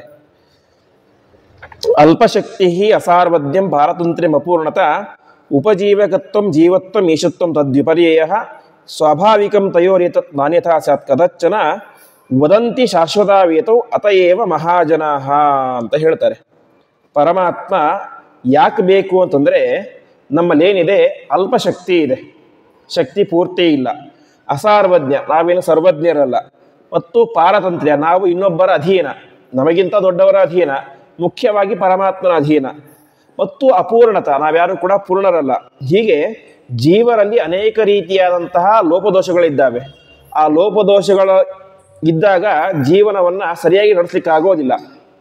ಹಾಗಾಗಿ ಲೋಪದೋಷಗಳು ಇದ್ದರೂ ಕೂಡ ಜೀವನ ಸರಿಯಾಗಿ ನಡೀಬೇಕು ಅಂದರೆ ಪರಮಾತ್ಮನ ಅನುಗ್ರಹ ಬೇಕು. ಹಾಗಾಗಿ ಪರಮಾತ್ಮ ಬೇಕೇ ಬೇಕು. ಅದು ಹಿಂದೆಯಾಗಲಿ ಮುಂದೆಯಾಗಲಿ ಈವಾಗಲಿ ಪರಮಾತ್ಮ ಬೇಕೇ ಬೇಕು. ಹಾಗಾಗಿ ಪರಮಾತ್ಮನನ್ನ ಭೂತಭವ್ಯ ಭವನ್ನಾಥಃ ಎಂಬುದಾಗಿ ಕರಿತಾ ಇದ್ದಾರೆ. ಮುಂದೆ ಪವನಃ ಅಂತ. ಪವನಃ ಶಬ್ದಕ್ಕೆ ಅರ್ಥ, ಇವತ್ತು ನಾವು ಜಗತ್ತಿನ ಪ್ರಸಿದ್ಧ ಇರೋದು ಮುಖ್ಯ ಪ್ರಾಣದೇವರಿಗೆ ಪವನ ಅಂತ ಕರಿತಾ ಇದ್ದಾರೆ. ಪರಮಾತ್ಮ ಕೂಡ ಏನಾಗಿದ್ದಾನೆ, ಪವನನಾಗಿದ್ದಾನೆ ಅಂತ. ಪವನ ಅಂತಂದರೆ ಒಂದು ಅರ್ಥ ರಕ್ಷಣೆ ಅಂತ, ಇಡೀ ಜಗತ್ತನ್ನ ರಕ್ಷಣೆ ಮಾಡುವಂಥವನು. ಅವನ ಅಂದ್ರೂ ಕೂಡ ರಕ್ಷಣೆ, ಅಂದ್ರೂ ಕೂಡ ರಕ್ಷಣೆ. ಇಡೀ ಜಗತ್ತನ್ನ ಪರಮಾತ್ಮ ರಕ್ಷಣೆ ಮಾಡ್ತಾನೆ. ಹಾಗಾಗಿ ಪರಮಾತ್ಮ ಪವನಃ ಎಂಬುದಾಗಿ ಕರೆಸ್ಕೊಳ್ತಾ ಇದ್ದಾನೆ. ಅದೇ ರೀತಿಯಾಗಿ ಪರಮಾತ್ಮ ತಾನು ಗೀತೆಯಲ್ಲಿ ಒಂದು ಮಾತನ್ನು ಹೇಳ್ತಾನೆ, ಪವನಃ ಪವತಾಮಸ್ಮಿ ಅಂತ. ನಾನು ವಾಯುದೇವರಲ್ಲಿ ವಿಶೇಷ ಸನ್ನಿಧಾನ ಇಟ್ಟಿದ್ದೇನೆ ಅಂತ ಒಂದೊಂದು ಕಡೆ ಹೇಳ್ತಾನೆ. ಮರದಲ್ಲಿ ನಾನು ಅಶ್ವತ್ಥದ ವೃಕ್ಷದಲ್ಲಿ ಇದ್ದೇನೆ ಅಂತೇಳಿ ಹೇಳ್ತಾ ಹೋಗ್ತಾನೆ. ಆನೆಗಳಲ್ಲಿ ಐರಾವತದಲ್ಲಿ ನಾನು ವಿಶೇಷ ಸನ್ನಿಧಾನ ಇದೆ ಅಂತ ಹೇಳ್ತಾನೆ. ಹಾಗೆ ಶೋಧಕರಲ್ಲಿ ಅಂತ, ಶೋಧಕರು ಅಂತಂದರೆ ಶುದ್ಧ ಮಾಡುವಂಥದ್ದು ಅಂತ. ಗಾಳಿ ಎಲ್ಲವನ್ನು ಶುದ್ಧ ಮಾಡುತ್ತೆ. ಒಂದು ಸಲ ಒಳ್ಳೆ ಗಾಳಿ ಬೀಸಿಬಿಟ್ರೆ ಎಲ್ಲ ಪದಾರ್ಥಗಳು ಶುದ್ಧವಾಗಿ ಬಿಡ್ತವೆ. ಹಾಗಾಗಿ ಜಗತ್ತನ್ನ ಪವಿತ್ರ ಮಾಡುವಂತಹ ವ್ಯಕ್ತಿಗಳಲ್ಲಿ ನನ್ನ ಸನ್ನಿಧಾನ ಎಲ್ಲಿದೆ? ವಾಯುದೇವರಲ್ಲಿ ಇದೆ ಅಂತ ಹೇಳ್ತಾನೆ. ಪವನಃ ಪವತಾಮಸ್ಮಿ ಅಂತ. ಹಾಗಾಗಿ ವಾಯುದೇವರ ಸನ್ನಿಧಾನ ಎಲ್ಲಿರುತ್ತೋ ಆ ವ್ಯಕ್ತಿ ಏನಾಗಿರ್ತಾನೆ? ಅತ್ಯಂತ ಶುದ್ಧನಾಗಿರ್ತಾನೆ. ಯಾಕೆ ಅಂದ್ರೆ ಅಲ್ಲಿ ಸಾಕ್ಷಾತ್ ಪರಮಾತ್ಮನ ಶ್ರೇಷ್ಠ ವಿಭೂತಿ ರೂಪ ಇದೆ ಅಂತ. ಹೀಗೆ ಪರಮಾತ್ಮ ಪವನಃ ಅಂತ ಕರೆಸ್ಕೊಳ್ತಾನೆ. ಸ್ವಯಂ ತಾನು ಅತ್ಯಂತ ಪವಿತ್ರ, ಇಡೀ ಜಗತ್ತನ್ನ ಪವಿತ್ರಗೊಳಿಸುವಂಥವನು ಮತ್ತು ವಾಯುದೇವರಲ್ಲಿ ಅಂತರ್ಯಾಮಿಯಾಗಿರುವಂಥವನು ಅಂತ. ಮುಂದೆ ಪಾವನಃ, ಪಾವನ ಶಬ್ದಕ್ಕೂ ಕೂಡ ಅದೇ ಅರ್ಥ, ಜಗತ್ತನ್ನ ಪಾವನಗೊಳಿಸುವಂಥವನು ಅಂತ. ಅದೇ ರೀತಿಯಾಗಿ ತನ್ನ ಸಂಬಂಧ ಇರುವಂತಹ ಗಂಗಾ ನದಿ, ಅರ್ಥಾತ್ ಗಂಗಾ ನದಿ ಅತ್ಯಂತ ಪವಿತ್ರವಾದದ್ದು, ಪರಮಾತ್ಮನ ಪಾದೋದಕ. ಹಾಗಾಗಿ ಆ ಗಂಗಾ ನದಿಯಲ್ಲಿ ಇದ್ದುಕೊಂಡು ಯಾರ್ಯಾರು ಆ ಗಂಗಾ ನದಿಯಲ್ಲಿ ಸ್ನಾನ ಮಾಡ್ತಾರೋ ಅವರೆಲ್ಲರನ್ನೂ ಕೂಡ ಏನ್ ಮಾಡ್ತಾನೆ? ಪರಮಾತ್ಮ ಪವಿತ್ರಗೊಳಿಸ್ತಾನೆ. ಹಾಗಾಗಿ ಪರಮಾತ್ಮ ಪಾವನಃ ಎಂಬುದಾಗಿ ಕರೆಸ್ಕೊಳ್ತಾನೆ ಅಂತ ಹೇಳ್ತಾ ಇದ್ದಾರೆ. ಸರಿ, ನಾವೆಲ್ಲ ಸ್ನಾನ ಮಾಡ್ತೇವೆ, ಗಂಗಾ ನದಿಯಲ್ಲಿ ನಮ್ಮ ದೋಷ ಬಿಡ್ತೇವೆ, ಪವಿತ್ರರಾಗ್ತೇವೆ. ಗಂಗಾ ನದಿಯಲ್ಲಿ ಏನು ಬಿತ್ತು? ನಮ್ಮ ದೋಷ ಬಿತ್ತು. ಗಂಗಾ ನದಿ ಪವಿತ್ರ ಮಾಡುವವರು ಯಾರು? ಅದಕ್ಕೆ ಹೇಳ್ತಾರೆ, ಯತಿಗಳನ್ನ ತೀರ್ಥರು, ರಾಘವೇಂದ್ರ ತೀರ್ಥರು ಅಂತ ಕರೀತಾರೆ. ಯಾಕೆಂತಂದ್ರೆ ಅವರು ಹೋಗಿ ಅಲ್ಲಿ ಸ್ನಾನ ಮಾಡಿದರೆ ಏನಾಗುತ್ತೆ? ಗಂಗೆ ಶುದ್ಧಳಾಗ್ತಾಳೆ. ತೀರ್ಥಿ ಕುರುವಂತಿ ತೀರ್ಥಾನಿ ಅಂತ. ತೀರ್ಥಗಳನ್ನೇ ಪವಿತ್ರರನ್ನಾಗಿ ಮಾಡುವಂಥವ್ರು ಯಾರು? ಸನ್ಯಾಸಿಗಳು ಎಂಬುದಾಗಿ ಹೇಳ್ತಾರೆ.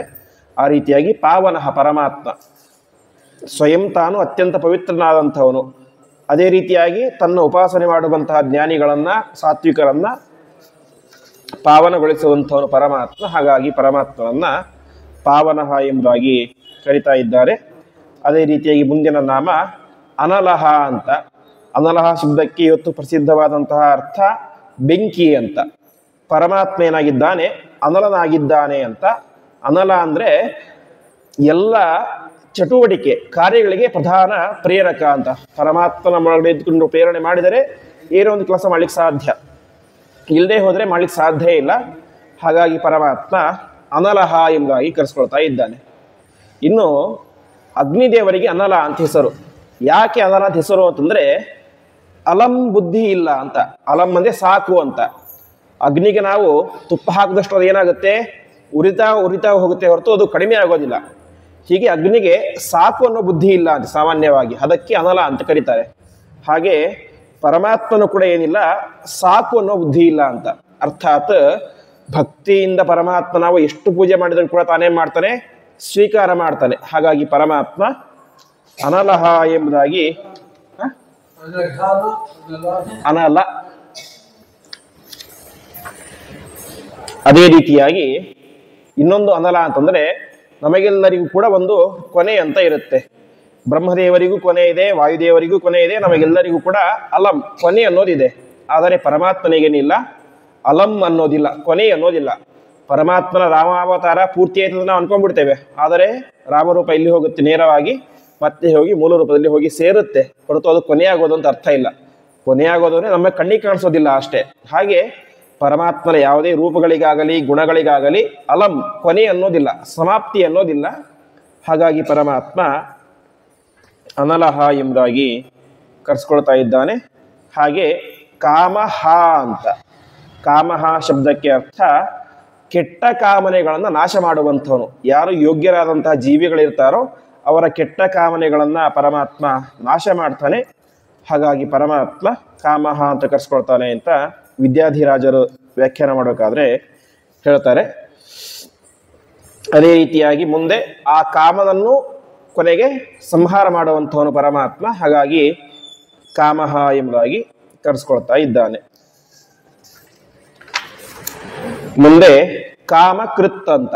ಕಾಮಕೃತ್ ಶಬ್ದಕ್ಕೆ ಅರ್ಥ ಹಿಂದೆ ಕಾಮವನ್ನ ನಾಶ ಮಾಡುವಂಥವನು ಪರಮಾತ್ಮ, ಈಗ ಕಾಮವನ್ನು ಹುಟ್ಟಿಸುವಂಥವನು ಪರಮಾತ್ಮ ಅಂತ. ಹಿಂದಿನ ಹೇಳಿದಂತೆ ಕಾಮ ಅಂದ್ರೆ ಕನ್ನಡದಲ್ಲಿ ಇರುವಂತೆ ಕೆಟ್ಟ ಅರ್ಥ ಕಾಮ ಅನ್ನೋದಕ್ಕಿಲ್ಲ. ಕಾಮ ಅಂದ್ರೆ ಕೇವಲ ಬಯಕೆ ಅಂತ. ಅದು ಕೆಟ್ಟ ಬಯಕೆ ಆದರೆ ಅದು ಕೆಟ್ಟ ಕಾಮ, ಒಳ್ಳೆಯ ಬಯಕೆ ಆದರೆ ಉತ್ತಮ ಕಾಮ. ಹಿಂದೆ ಹೇಳಿದಂತೆ ಸತ್ಕರ್ಮ ಮಾಡ್ಬೇಕು ಅಂತ ಬಯಕೆ ಬಂದ್ರೆ ನಾವೇನ್ ಮಾಡ್ತೇವೆ? ಮಠಕ್ಕೆ ಬರ್ತೇವೆ, ಇನ್ನೇನೋ ಮಾಡ್ತೇವೆ. ಹಾಗೆ ಇದರಲ್ಲಿ ಬರುತ್ತೆ, ಮಹಾಭಾರತದಲ್ಲಿ ಒಂದ್ಸಲ ಕೃಷ್ಣ, ಅರ್ಜುನ, ಭೀಮಸೇನ ಇದಿಷ್ಟೆಲ್ಲ ಮಾತಾಡಿದಾಗ ಕುತ್ಕೊಂಡಿರ್ತಾರೆ. ಪುರುಷಾರ್ಥಗಳಲ್ಲಿ ಯಾವುದು ಶ್ರೇಷ್ಠ ಅಂತ, ಧರ್ಮ, ಅರ್ಥ, ಕಾಮ, ಮೋಕ್ಷದಲ್ಲಿ ಯಾವುದು ಶ್ರೇಷ್ಠ ಅಂತ. ಧರ್ಮರಾಜ ಸಹಜವಾಗಿ ಹೇಳ್ತಾನೆ ಧರ್ಮವೇ ಶ್ರೇಷ್ಠ ಅಂತ.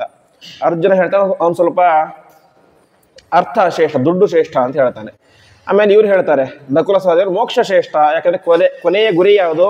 ಮೋಕ್ಷ, ಅದು ಶ್ರೇಷ್ಠ ಅಂತ ಹೇಳ್ತಾನೆ. ಆವಾಗ ಭೀಮಸೇನರು ಹೇಳ್ತಾರೆ ಇದಕ್ಕಿಂತಲೂ ಕೂಡ ಕಾಮಶ್ರೇಷ್ಠ ಅಂತ. ಆವಾಗ ಎಲ್ಲರೂ ಕೂಡ ಇದೇನು ಕಾಮಶ್ರೇಷ್ಠ ಅಂತ ಹೇಳ್ತೀರಾ ಅಂತ. ಅದಕ್ಕೆ ಹೇಳ್ತಾರೆ ಕಾಮ ಅಂದರೆ ಬಯಕೆ, ಉತ್ತಮವಾದಂತಹ ಬಯಕೆ ಎಲ್ಲಕ್ಕಿಂತಲೂ ಕೂಡ ಶ್ರೇಷ್ಠವಾದದ್ದು ಅಂತ. ಯಾಕೆ? ಧರ್ಮವನ್ನು ಮಾಡಬೇಕು ಅಂತ ನಮಗೆ ಬಯಕೆಯೇ ಬರದೇ ಹೋದರೆ ಮಾಡ್ಲಿಕ್ಕೆ ಸಾಧ್ಯ ಇಲ್ಲ. ಅರ್ಥ ಸಂಪಾದನೆ ಮಾಡಬೇಕು, ದುಡ್ಡು ಸಂಪಾದನೆ ಮಾಡಬೇಕು, ದುಡ್ಡನ್ನು ಒಳ್ಳೆ ಕೆಲಸಕ್ಕೆ ಖರ್ಚು ಮಾಡಬೇಕು ಅಂತ ಬಯಕೆ ಬರದೇ ಹೋದರೆ ಮಾಡ್ಲಿಕ್ಕೆ ಸಾಧ್ಯ ಇಲ್ಲ. ಮೋಕ್ಷ ಪಡಿಬೇಕು ಅಂತ ಬಯಕೆನೇ ಬರದೇ ಹೋದರೆ ಏನು ಮಾಡಲಿಕ್ಕೆ ಸಾಧ್ಯ ಇಲ್ಲ. ಹಾಗಾಗಿ ಎಲ್ಲದಕ್ಕಿಂತಲೂ ಕೂಡ ಶ್ರೇಷ್ಠವಾದದ್ದು ಯಾವುದು? ಕಾಮ ಎಂಬುದಾಗಿ ಹೇಳ್ತಾನೆ. ಅರ್ಥಾತ್ ಒಳ್ಳೆಯ ಬಯಕೆಗಳು ನಮ್ಮಲ್ಲಿ ನಿರಂತರವಾಗಿ ಇರಬೇಕು ಅಂತ. ಆ ರೀತಿ ಒಳ್ಳೆಯ ಬಯಕೆಗಳು, ಒಳ್ಳೆಯ ಇಚ್ಛೆಗಳು ನಮ್ಮಲ್ಲಿ ಮೂಡಬೇಕು ಅಂದರೆ ಪರಮಾತ್ಮನ ವಿಶೇಷ ಉಪಾಸನೆ ಮಾಡಿದಾಗ ಪರಮಾತ್ಮ ನಮಗೆ ಉತ್ತಮವಾದಂತಹ ಕಾಮವನ್ನು, ಬಯಕೆಯನ್ನು, ಇಚ್ಛೆಯನ್ನು ಕೊಡ್ತಾನೆ. ಹಾಗಾಗಿ ಪರಮಾತ್ಮ ಕಾಮ ಕೃತ್ ಎಂಬುದಾಗಿ ಕರೆಸ್ಕೊಳ್ತಾ ಇದ್ದಾನೆ. ಅದೇ ರೀತಿಯಾಗಿ ಕಾಮಕೃತ್ ಅಂದರೆ ಕೆಟ್ಟ ಬಯಕೆಯನ್ನು ಉಂಟು ಮಾಡ್ತಾನೆ ಪರಮಾತ್ಮ ಅಂತ. ಯಾವಾಗ ಈ ಸಮುದ್ರ ಮಥನ ಆಯಿತು, ಸಮುದ್ರ ಮಥನ ಆದ ಮೇಲೆ ಧನ್ವಂತರಿ ರೂಪಿಯಾಗಿ ಪರಮಾತ್ಮ ಅಮೃತ ಹಿಡಿದುಕೊಂಡು ಬಂದ. ಕೊನೆಗೆ ದೈತ್ಯನೇ ಮಾಡಿಬಿಟ್ರು, ಅದನ್ನು ಅಪಹಾರ ಮಾಡ್ಕೊಂಡು ಹೋಗ್ಬಿಟ್ರು. ಮುಂದೇನು ಮಾಡಬೇಕು? ಪರಮಾತ್ಮ ಮೋಹಿನಿ ಅವತಾರ ತಾಳಿದ.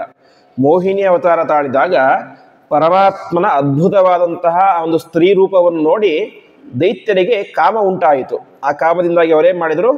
ನೀನು ಏನು ಹೇಳ್ತಾ ಹಾಗೆ ನಾವು ಕೇಳ್ತೀವಂತ ತಾವಾಗಿ ಅಪಹಾರ ಮಾಡಿದಂತಹ ಅಮೃತವನ್ನು ಯಾರೋ ಒಬ್ಬ ಗೊತ್ತಿಲ್ಲದೆ ಇರುವಂತಹ ಮೂರನೇ ವ್ಯಕ್ತಿ, ಅಷ್ಟೇ ಮೋಹಿನಿ ಯಾರತ್ತೂ ಗೊತ್ತೇ ಇಲ್ಲ, ಆಗ್ತಾನೆ ಬರ್ತಾಳೆ, ಅವಳ ರೂಪಕ್ಕೆ ಮನಸ್ಸು ಹೊತ್ತು ಏನು ಮಾಡಿಬಿಡ್ತಾರೆ? ಅಮೃತವನ್ನು ಅವಳಿಗೆ ಕೊಟ್ಟು ಬಿಡ್ತಾರೆ. ಕೊನೆಗೆ ಅಮೃತ ಏನಾಯಿತು? ದೇವತೆಗಳ ಪಾಲಾಯಿತು.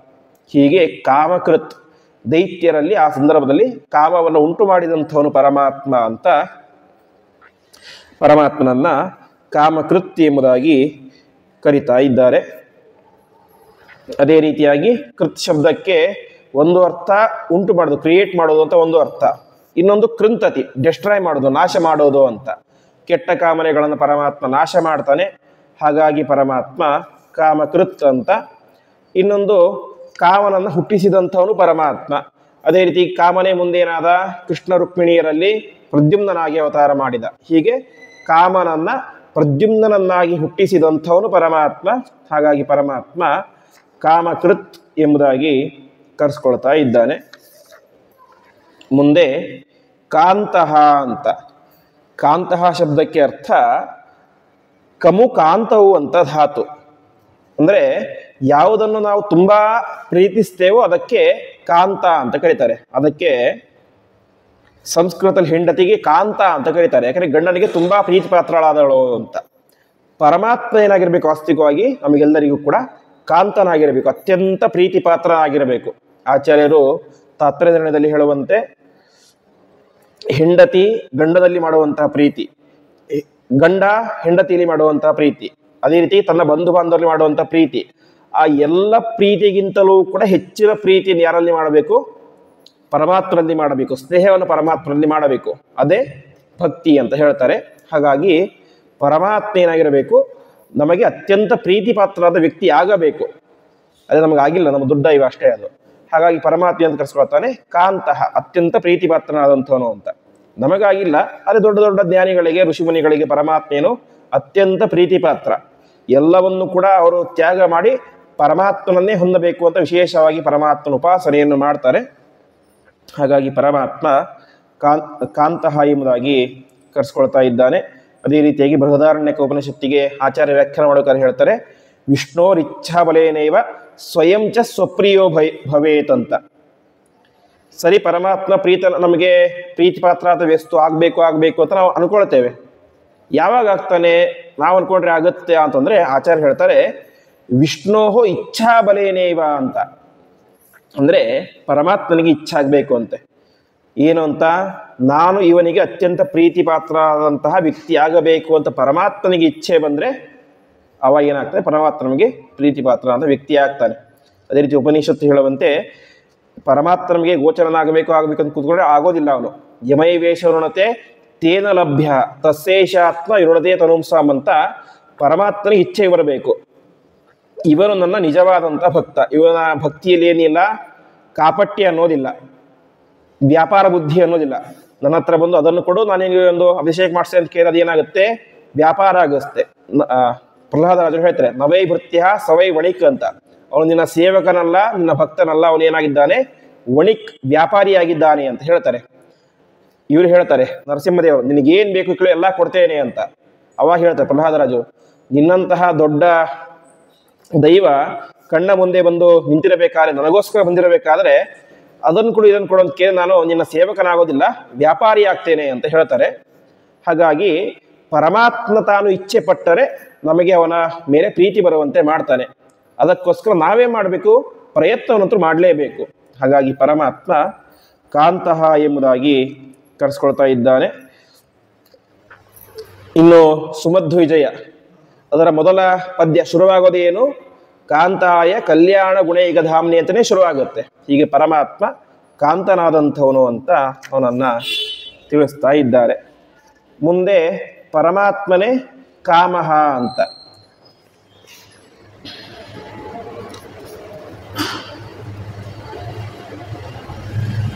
ಪರಮಾತ್ಮನಿಗೇನೆ ಕಾಮ ಅಂತ ಹೆಸರು. ವಿಶೇಷವಾಗಿ ಮಹಿದಾಸ ರೂಪಿಯಾದಂತಹ ಪರಮಾತ್ಮ, ಅರ್ಥಾತ್ ಐತರೇಯ ರೂಪಿಯಾದ ಪರಮಾತ್ಮ ಐತರೇಯ ಉಪನಿಷತ್ತಲ್ಲಿ ಬರುತ್ತೆ. ಆ ಐತರೇಯ ರೂಪಿಯಾದ ಪರಮಾತ್ಮ ರಮಾದೇವಿಗೆ ತನ್ನ 23 ನಾಮಗಳ ಬಗ್ಗೆ ವಿಶೇಷವಾಗಿ ಉಪದೇಶ ಮಾಡ್ತಾನೆ. ಉಪನಿಷತ್ತಿನ ಮಾತು ಬರುತ್ತೆ, ಅಲ್ಲಿ ಒಂದು ರೂಪ ಹೇಳ್ತಾನೆ, ಕಾಮಃ ಸರ್ವಾಣ್ಯೇವೈತಾನಿ ಪ್ರಜ್ಞಾನಸ್ಯ ನಾಮಧೇಯಾನಿ ಭವಂತಿ ಅಂತ.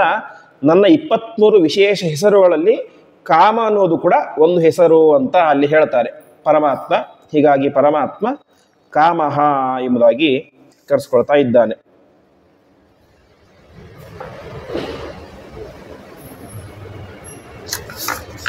ಕಾಮ ಅಂತ ಯಾಕೆ ಅಂತಂದ್ರೆ ಉಪನಿಷತ್ತಿಗೆ ವ್ಯಾಖ್ಯಾನ ನೋಡ್ಕೊಂಡು ಆಚಾರ್ಯ ಹೇಳ್ತಾರೆ, ಅಮೇಯಾನಂದ ರೂಪತ್ವಾತ್ ಕಾಮ ಇತ್ಯಭಿಧೀಯತೆ ಅಂತ. ಉತ್ತಮವಾದಂತಹ ಆನಂದ ಎಂತಹದ್ದು ಅಮೇಯ, ಪರಮಾತ್ಮನ ಆನಂದ ಎಷ್ಟು ಅಂತ ತಿಳಿಲಿಕ್ಕೆ ಸಾಧ್ಯ ಇಲ್ಲ.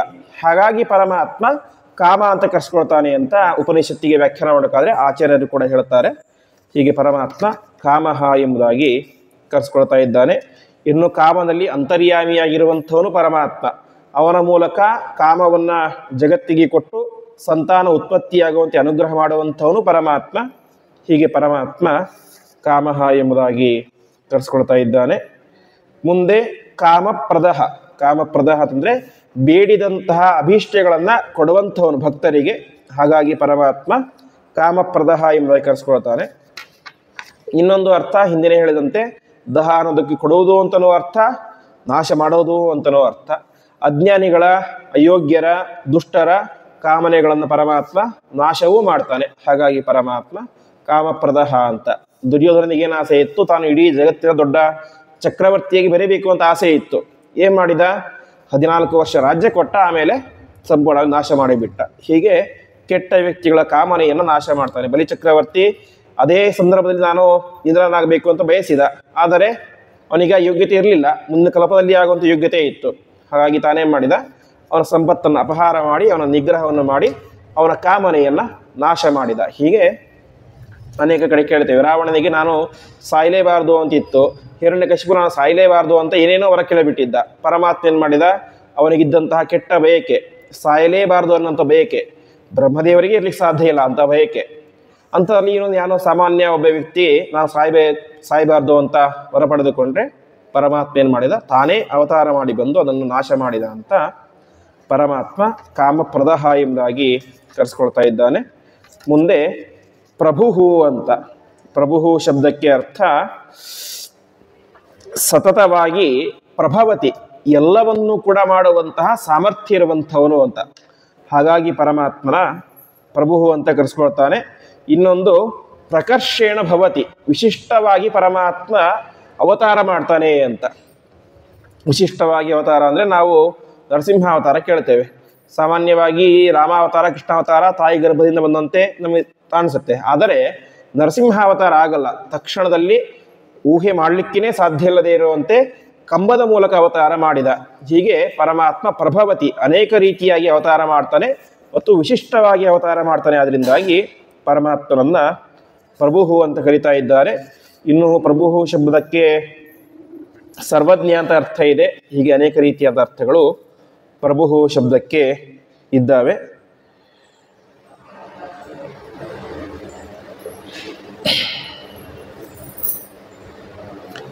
ಮುಂದಿನ ಶ್ಲೋಕ, ಯುಗಾಧಿಕೃತ್ ಯುಗಾವರ್ತಃ ನೈಕಮಾಯೋ ಮಹಾಶನಃ ಅದೃಶ್ಯೋ ವ್ಯಕ್ತರೂಪಶ್ಚ ಸಹಸ್ರಜಿತ್ ಅನಂತಜಿತ್ ಎಂಬುದಾಗಿ. ಪರಮಾತ್ಮ ಏನಾಗಿದ್ದಾನೆ, ಯುಗ ಆದಿಕೃತ, ಯುಗವನ್ನ ಪ್ರಾರಂಭ ಮಾಡುವಂಥವನು ಅಂತ. ಈಗ ಕಲಿಯುಗ ಇದೆ, ಕಲಿಯುಗದ ಕೊನೆಯಲ್ಲಿ ಪರಮಾತ್ಮ ತಾನೇನು ಮಾಡ್ತಾನೆ, ಕಲಿಕಿಯಾಗಿ ಅವತಾರ ಮಾಡಿ ಎಲ್ಲರನ್ನು ನಾಶ ಮಾಡಿ ಮುಂದೆ ಮತ್ತೆ ಕೃತಯುಗ ಪ್ರಾರಂಭ ಆಗಲಿಕ್ಕೆ ಕಾರಣ ಆಗ್ತಾನೆ.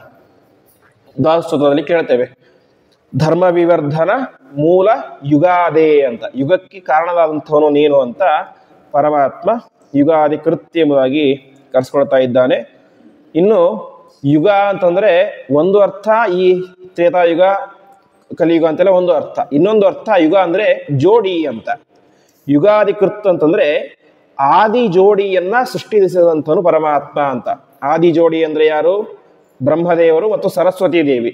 ಆ ಆದಿ ಯುಗಗಳನ್ನ, ಆದಿ ಜೋಡಿಯನ್ನ, ಮೊದಲ ದಂಪತಿಯನ್ನ, ಜೋಡಿಯನ್ನ ಸೃಷ್ಟಿ ಮಾಡಿದಂಥವನು ಪರಮಾತ್ಮ. ಹಾಗಾಗಿ ಯುಗಾಧಿಕೃತ್ ಅಂತ ಕರೆಸ್ಕೊಳ್ತಾನೆ. ಪರಮಾತ್ಮ ಲಕ್ಷ್ಮೀ ದೇವಿಯವರು ನಿತ್ಯ ದಂಪತಿಗಳು, ಅವರಿಗೆ ಇವತ್ತು ಮದುವೆ ಆಯಿತು ಇಲ್ಲ ಆ ರೀತಿ ಏನೂ ಇಲ್ಲ. ಆದರೆ ಮದುವೆಯಾಗಿ ದಂಪತಿಗಳು ಅಂತ ಶುರುವಾಗಿದ್ದು ಯಾರಿಂದ? ಬ್ರಹ್ಮ ಮತ್ತು ಸರಸ್ವತಿಯರಿಂದ. ಆ ಆದಿ ದಂಪತಿಗಳನ್ನ ಪರಮಾತ್ಮ ತಾನು ಸೃಷ್ಟಿ ಮಾಡಿದ ಅಂತ ಅವನನ್ನ ಯುಗಾಧಿಕೃತ್ ಅಂತ ಕರೀತಾ ಇದ್ದಾರೆ. ಅದೇ ರೀತಿಯಾಗಿ ಯುಗ ಅಂತಂದ್ರೆ ಎರಡು ಅಂತ, ಜೋಡಿ ಅಂತ. ಸುಖ ದುಃಖಗಳ ಜೋಡಿ ಯಾವುದು? ಈ ಸಂಸಾರ. ಈ ಸಂಸಾರವನ್ನು ನಮಗೆ ಕೊಡುವಂಥವನು ಪರಮಾತ್ಮ. ಹಾಗಾಗಿ ಪರಮಾತ್ಮನನ್ನ ಯುಗಾಧಿಕೃತ್ ಅಂತ ಕರೀತಾ ಇದ್ದಾರೆ. ಮತ್ತೆ ಯುಗಾವರ್ತ, ಯುಗಾವರ್ತ ಅಂದ್ರೆ ಯುಗಗಳನ್ನು ಮತ್ತೆ ಆವೃತ್ತಿ ಮಾಡುವಂಥವನು ಅಂತ. ಒಂದು ಸಲ ಕೃತಯುಗ ಆಗ್ಬಿಟ್ರೆ ಮುಗೀತು, ಮತ್ತೆ ಬರೋದಿಲ್ಲ ಅಂತ ಇಲ್ಲವೇ ಇಲ್ಲ. ಇವತ್ತು ನಡೀತಾ ಇರೋದು ಎಷ್ಟು? 28ನೇ ಕಲಿಯುಗ. ಅದರ ಹಿಂದೆ 28ನೇ ದ್ವಾಪರ ಇತ್ತು, ಅದರ ಹಿಂದೆ ತ್ರೇತ ಇತ್ತು, ಅದರ ಹಿಂದೆ ಕೃತಯುಗ ಇತ್ತು, ಅದರ ಹಿಂದೆ ಮತ್ತೆ 27ನೇ ಕಲಿಯುಗ ಇತ್ತು. ಹೀಗೆ ಯುಗಗಳು ಆವೃತ್ತಿ ಒಂದಾದರ ಮೇಲೆ ಒಂದೊಂದು ಚಕ್ರದಂತೆ ಬರ್ತಾನೆ ಇರ್ತವೆ. ಹಾಗಾಗಿ ಪರಮಾತ್ಮನಿಗೆ ಯುಗಾವರ್ತ, ಆ ಯುಗ ಚಕ್ರಗಳನ್ನ ನಿರಂತರವಾಗಿ ನಡೆಸುವಂಥವನು ಅಂತ ಪರಮಾತ್ಮನನ್ನ ಕರೀತಾ ಇದ್ದಾರೆ. ಹಾಗೆ ಕಾಲಚಕ್ರ, ಈ ಜಗಚ್ಚಕ್ರ, ಎಲ್ಲದರ ಚಕ್ರವನ್ನು ಕೂಡ ನಿರಂತರವಾಗಿ ಪರಮಾತ್ಮ ಮುನ್ನಡೆಸ್ತಾ ಇರ್ತಾನೆ. ಅದರಿಂದಾಗಿ ಯುಗಾವರ್ತ ಅಂತ. ಮುಂದೆ ನೈಕಮಾಯ ಅಂತ. ನೈಕಮಾಯ ಶಬ್ದಕ್ಕೆ ಅರ್ಥ ಪರಮಾತ್ಮ ಅನಂತ ಶಕ್ತಿ ಇರುವಂಥವನು ಅಂತ. ಪರಮಾತ್ಮನ ಶಕ್ತಿ 1, 2, 3 ಅಂತ ಈ ರೀತಿ ಲೆಕ್ಕ ಮಾಡ್ಲಿಕ್ಕೆ ಸಾಧ್ಯ ಇಲ್ಲ, ಮತ್ತು ಅದರ ಮಿತಿ ಇಷ್ಟೇ ಅಂತ ಲೆಕ್ಕ ಮಾಡ್ಲಿಕ್ಕೆ ಸಾಧ್ಯ ಇಲ್ಲ. ಪರಮಾತ್ಮನ ಮಾಯೆ, ಅದು ಶಕ್ತಿ, ಅದು ಅನಂತ ವಿಧವಾದದ್ದು. ಹಾಗಾಗಿ ಪರಮಾತ್ಮನಿಗೆ ನೈಕಮಾಯ ಎಂಬುದಾಗಿ ಕರೀತಾ ಇದ್ದಾರೆ.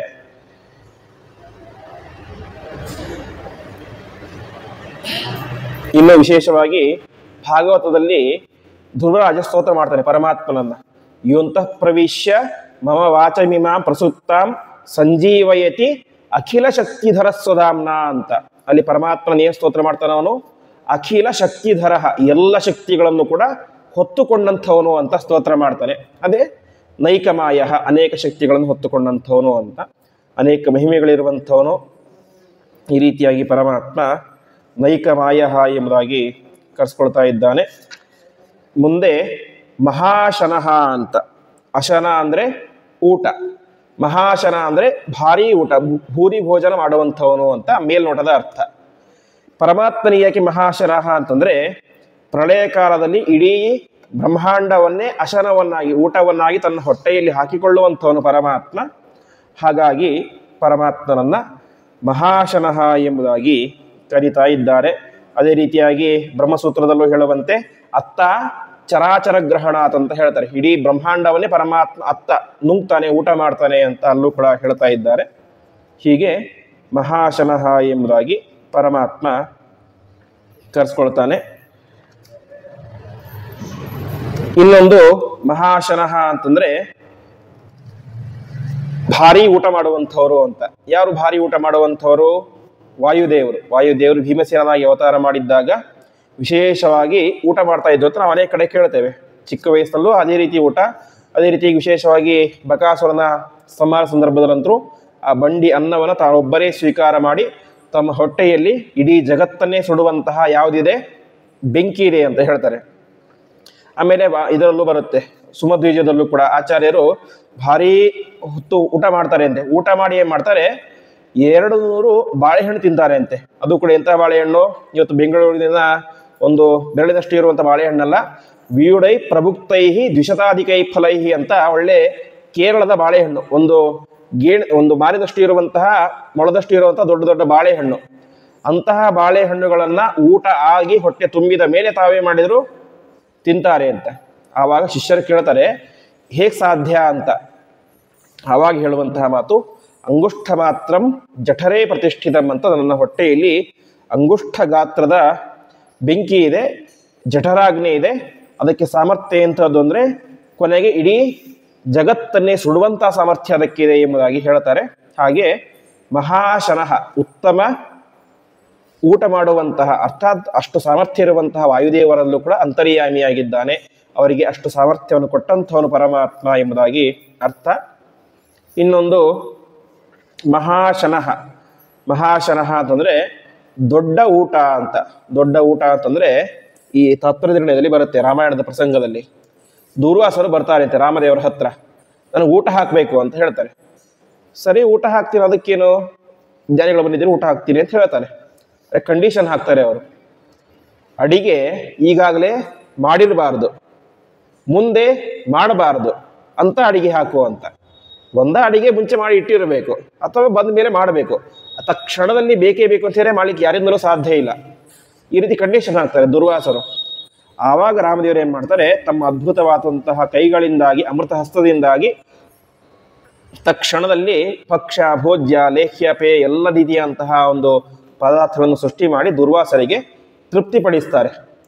ಹಾಗಾಗಿ ಮಹಾಶನಃ, ದುರ್ವಾಸರಿಗೆ ಉತ್ತಮವಾದಂಥ ಊಟವನ್ನು ಹಾಕಿದಂಥವನು ಅಂತ. ಅಲ್ಲಿ ತನಕ ದುರ್ವಾಸರಿಗೆ ಒಂದು ಭಾವನೆ ಇತ್ತಂತೆ, ನನ್ನನ್ನು ತೃಪ್ತಿಪಡಿಸಲಿಕ್ಕೆ ಯಾರಿಂದಲೂ ಜಗತ್ತಲ್ಲಿ ಸಾಧ್ಯ ಇಲ್ಲ ಅಂತ.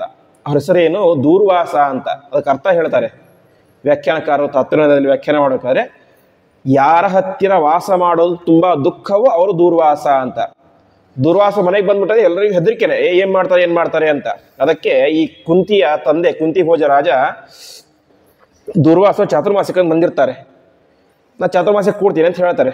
ಆವಾಗ ಕುಂತಿ ಭೋಜ ಹೇಳ್ತಾನೆ, ನನ್ನ ಕೈಲಿ ಸಾಧ್ಯ ಇಲ್ಲ ಅಂತ, ನಿಮ್ಮನ್ನು ಸೇರಿಸ್ಕೊಳ್ಳಿಕ್ಕೆ ಸಾಧ್ಯ ಇಲ್ಲ ಅಂತ. ಆವಾಗ ಅವ್ರು ಹೇಳ್ತಾರೆ, ಇಲ್ಲ ನೀವು ಹೇಗಿದ್ರು ನಾನು ಇರ್ತೇನೆ ಅಂತ.